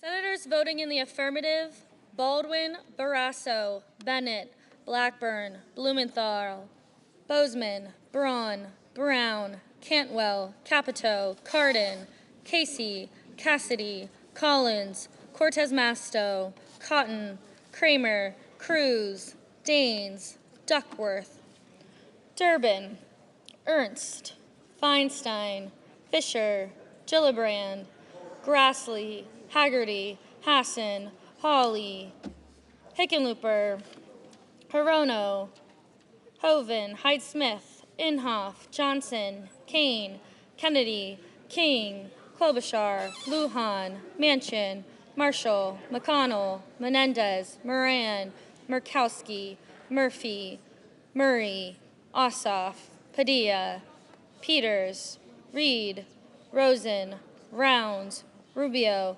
Sanders, Schatz, Schumer, Scott of Florida, Shaheen, Sinema, Smith, Stabenow, Tester, Van Hollen, Warner, Warren, Wyden, and Young. Mr. Heinrich, aye. Mr. Sullivan, aye.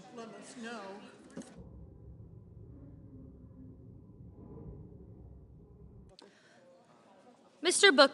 Booker, aye.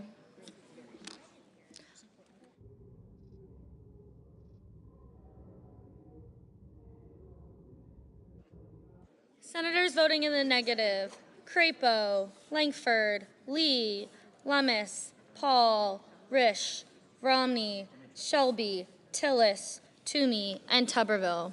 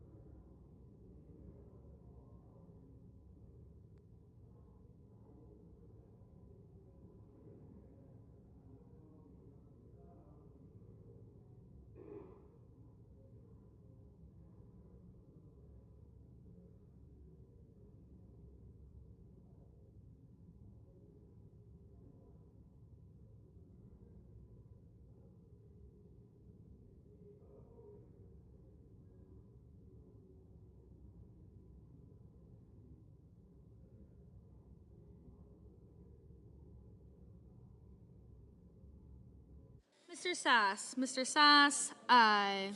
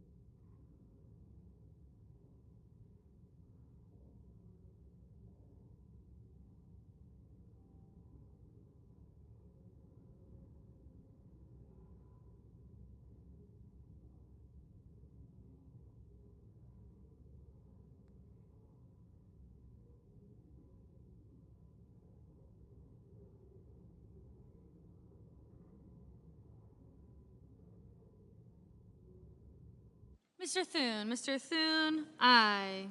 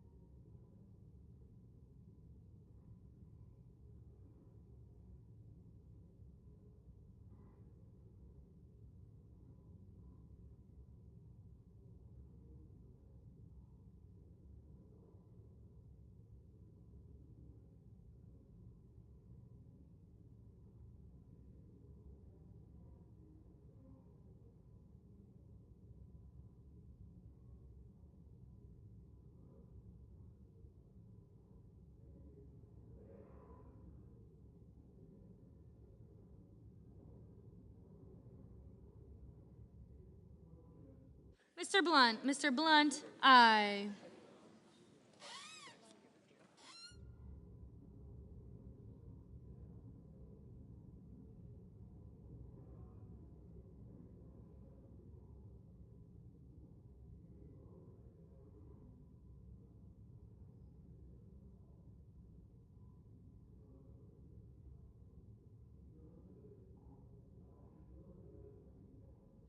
Mr. Carper, aye.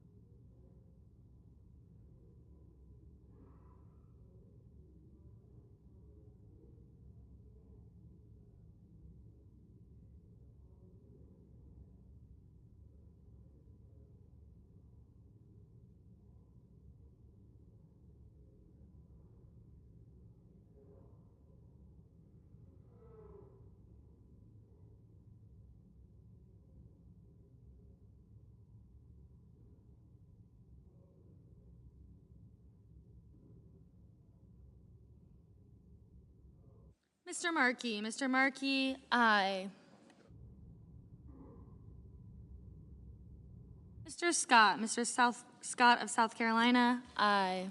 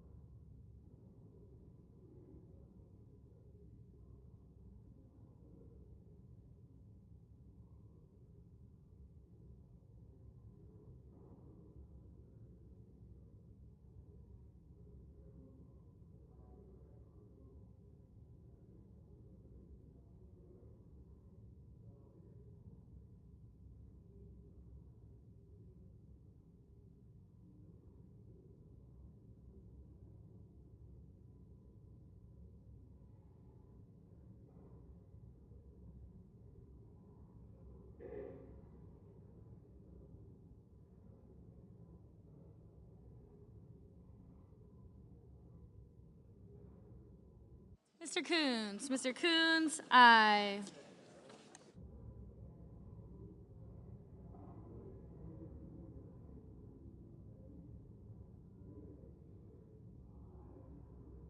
Mr. Wicker. Mr. Wicker, aye.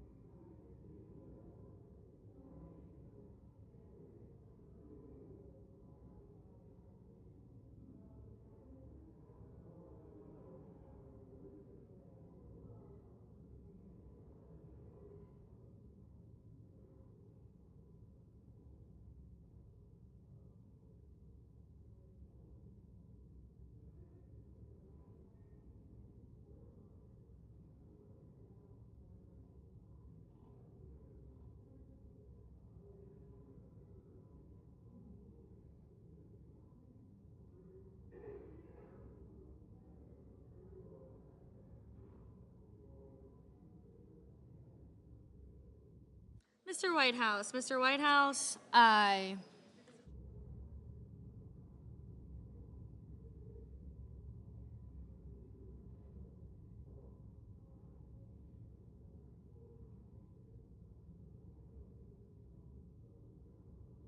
Mr. Warnock. Mr. Warnock, aye.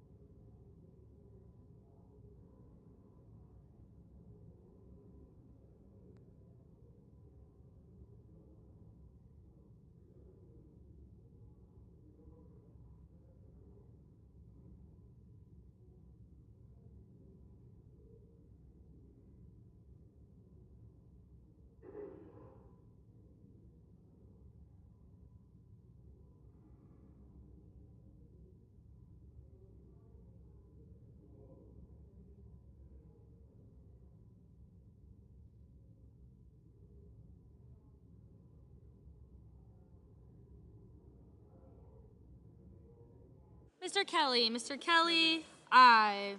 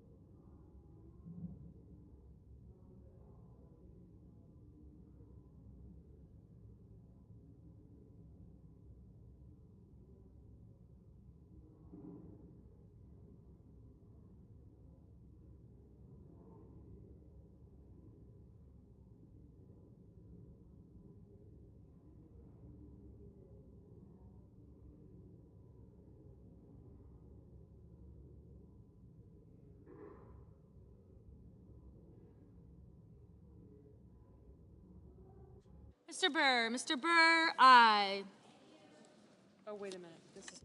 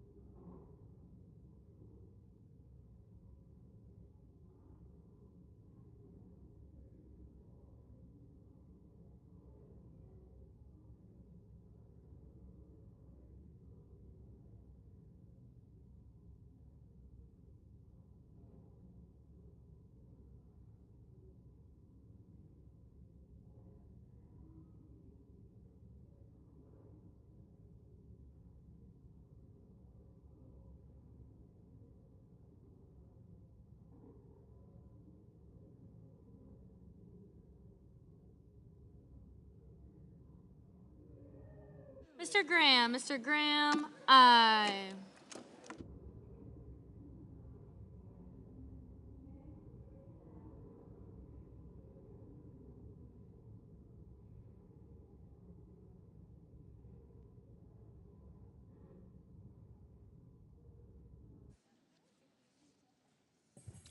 On this vote, the yeas are 86, the nays are 11. Under the previous order requiring 60 votes for the adoption of this motion to concur, the motion is agreed to.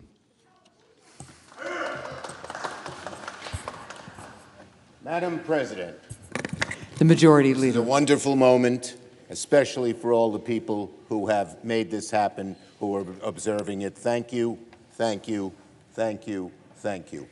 Now I ask unanimous consent that the Senate be in a period of morning business for debate only, and with senators permitted to speak therein for up to 10 minutes each. Is there objection? Without objection. Madam President, now I'm about to lock in an agreement that will allow the Senate to pass the resolution of ratification for the Finnish and Swedish applications to join NATO. Our NATO alliance is the bedrock that has guaranteed democracy in the Western world since World War II. This strengthens NATO even further and is particularly needed in the light of recent Russian aggression. When Leader McConnell and I met with the Finnish President and Swedish Prime Minister in May, we committed to do this as fast as we could, and certainly before we go home for the August recess. With the help of Chair Menendez, Ranking Member Risch, Senator Shaheen, Senator Tillis, we were able to get to this point. I appreciate their hard work and bipartisan work. I know Leader McConnell does too. For the awareness of my colleagues, I invited the ambassadors from Finland and Sweden to join us in the gallery during our debate and votes tomorrow. And so now, I ask unanimous consent that on Wednesday, August 3rd, 2022 at 1:30 p.m., the Senate proceed to executive session to consider calendar number 5, Treaty Document 117-3, that the treaties be considered as having advanced through the various parliamentary stages up to and including the presentation of the resolutions of advice and consent to ratification, that there be 3 hours for debate equally divided between the two leaders or their designees on the treaties and resolution of advice and consent to ratification, that the only amendments in order be the resolution of advise and consent to ratification, that the only amendments in order to the resolution of advise and consent to ratification be the following: Sullivan 5191, Paul 5192. That following the debate, the Senate vote in relation to the amendments in the order listed, and that upon disposition of the amendments, any committee conditions, declarations, or reservations be agreed to as applicable, and the Senate vote on the resolution of advice and consent to ratification as amended, if amended, with no intervening action or debate. That if the resolution of advice and consent to ratification is agreed to, the motion to reconsider be considered made and laid upon the table, that the President be immediately notified of the Senate's action, and the Senate then resume legislative session. Is there objection? Without objection. I yield the floor to the great senator from the state of Montana. Madam President. The senator from Montana. Thank you, Madam President. 86 to 11. 86 to 11. We've been fighting for this for decades. For decades. And I will tell you that the last few days have not been particularly easy for me, and they've been even more difficult for the veterans around this nation who thought they had a benefit on June 16th, and then found out that it wasn't there. But today, the Senate took the historic step of delivering health care and benefits to all areas of veterans by the passage of the Sergeant First Class Heath Robinson honoring our promise to address Comprehensive Toxic Act, otherwise known as the PACT Act. For hundreds of thousands of veterans of all generations, for our all-volunteer military, this bill puts us on a path to finally paying the cost of war. Look, I take my cues from the veterans as chairman of the Senate Veterans Affairs Committee. When I first introduced this bill last year, we set out with a clear goal: to right the wrongs of decades of inaction and failure by us, the United States government, to provide all eras of toxic exposed veterans the VA care and benefits that they have earned. We knew the only way to do this was to put forth a comprehensive package that took care of our past, present, and future veterans. I am grateful, and I mean this. This wouldn't have happened without my good friends, Ranking Member Jerry Moran, John Bozeman, and Martin Heinrich.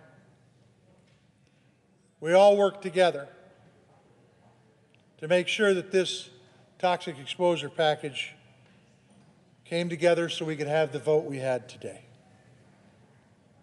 with help from both sides of the aisle. I am thankful for the leadership of President Joe Biden, who addressed this issue in his State of the Union speech and got the ball rolling. To VA Secretary Dennis McDonough for his leadership as Secretary of the VA, and House Veterans Affairs Committee Chairman Mark Takano, and so many others that I can't even list them all, so I'm not going to start down this line.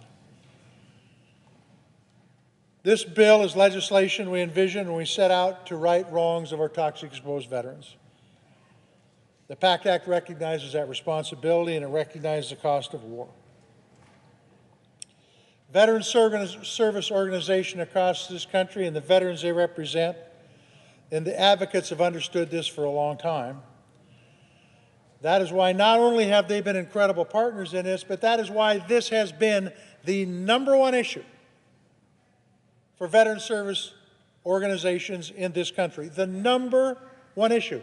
And in fact, so important to them, and the folks have pretty much left here, the chamber, but so important to them, they were willing to sleep on the steps of the Capitol for the last 5 days. Now, you might not think that's a big deal, but it isn't exactly nice in Washington, D.C. the 1st of August or the end of July.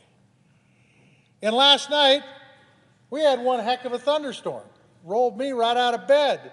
Those folks were out there. They were making their names be heard. They were making the policies be heard that they've fought for. And I'm just going to say one more thing. If you take a look at our military, the finest in the world, there's a reason for that.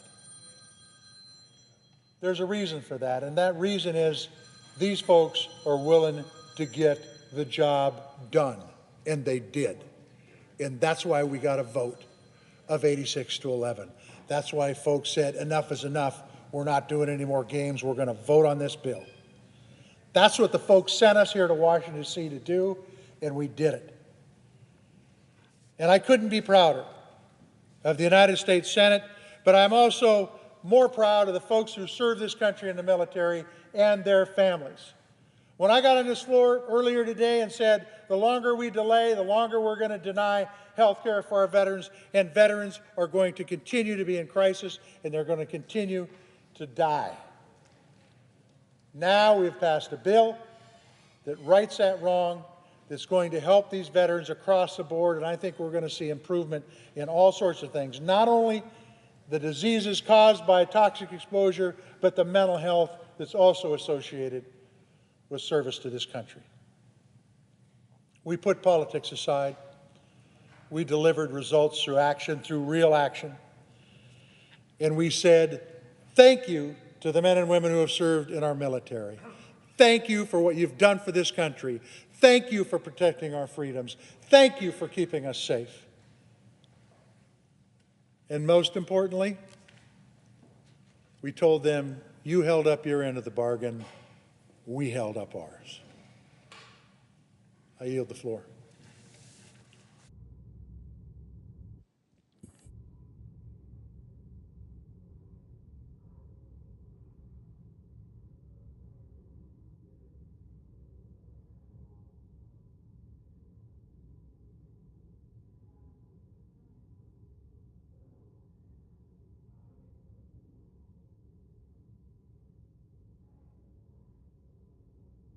Absence of a quorum. The clerk will call the roll. Ms. Baldwin.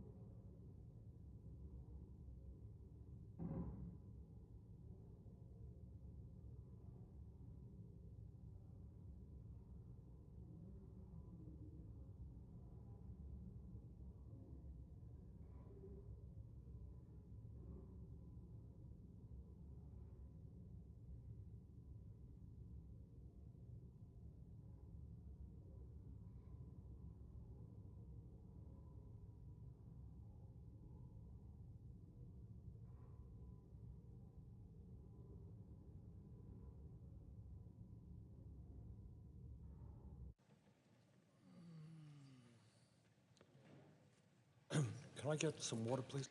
I think it's coming right there.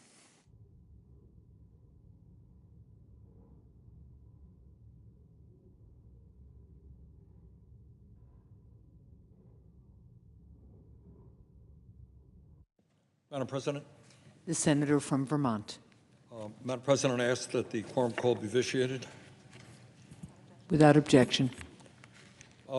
Madam President, I wanted to come down to the floor to say a few words about the so-called Inflation Reduction Act, which may be coming to the floor this week. But before I do, I want to put this reconciliation bill into the context of where we are as a nation from a political perspective. And where we are is not a good place to be. According to the most recent Gallup poll, the approval rate for Congress is at 16%, with massive numbers of people disapproving of the work we are doing here. Further, according to a recent University of Chicago poll, a strong majority of Americans believe that the government is, quote, corrupt and rigged against me, end quote. That is how people perceive the government. Further, according to a recent USA Today poll, a very strong majority no longer believe that the Democratic or Republican parties are responding to their needs, and we have to move away from a two-party system to a multi-party system.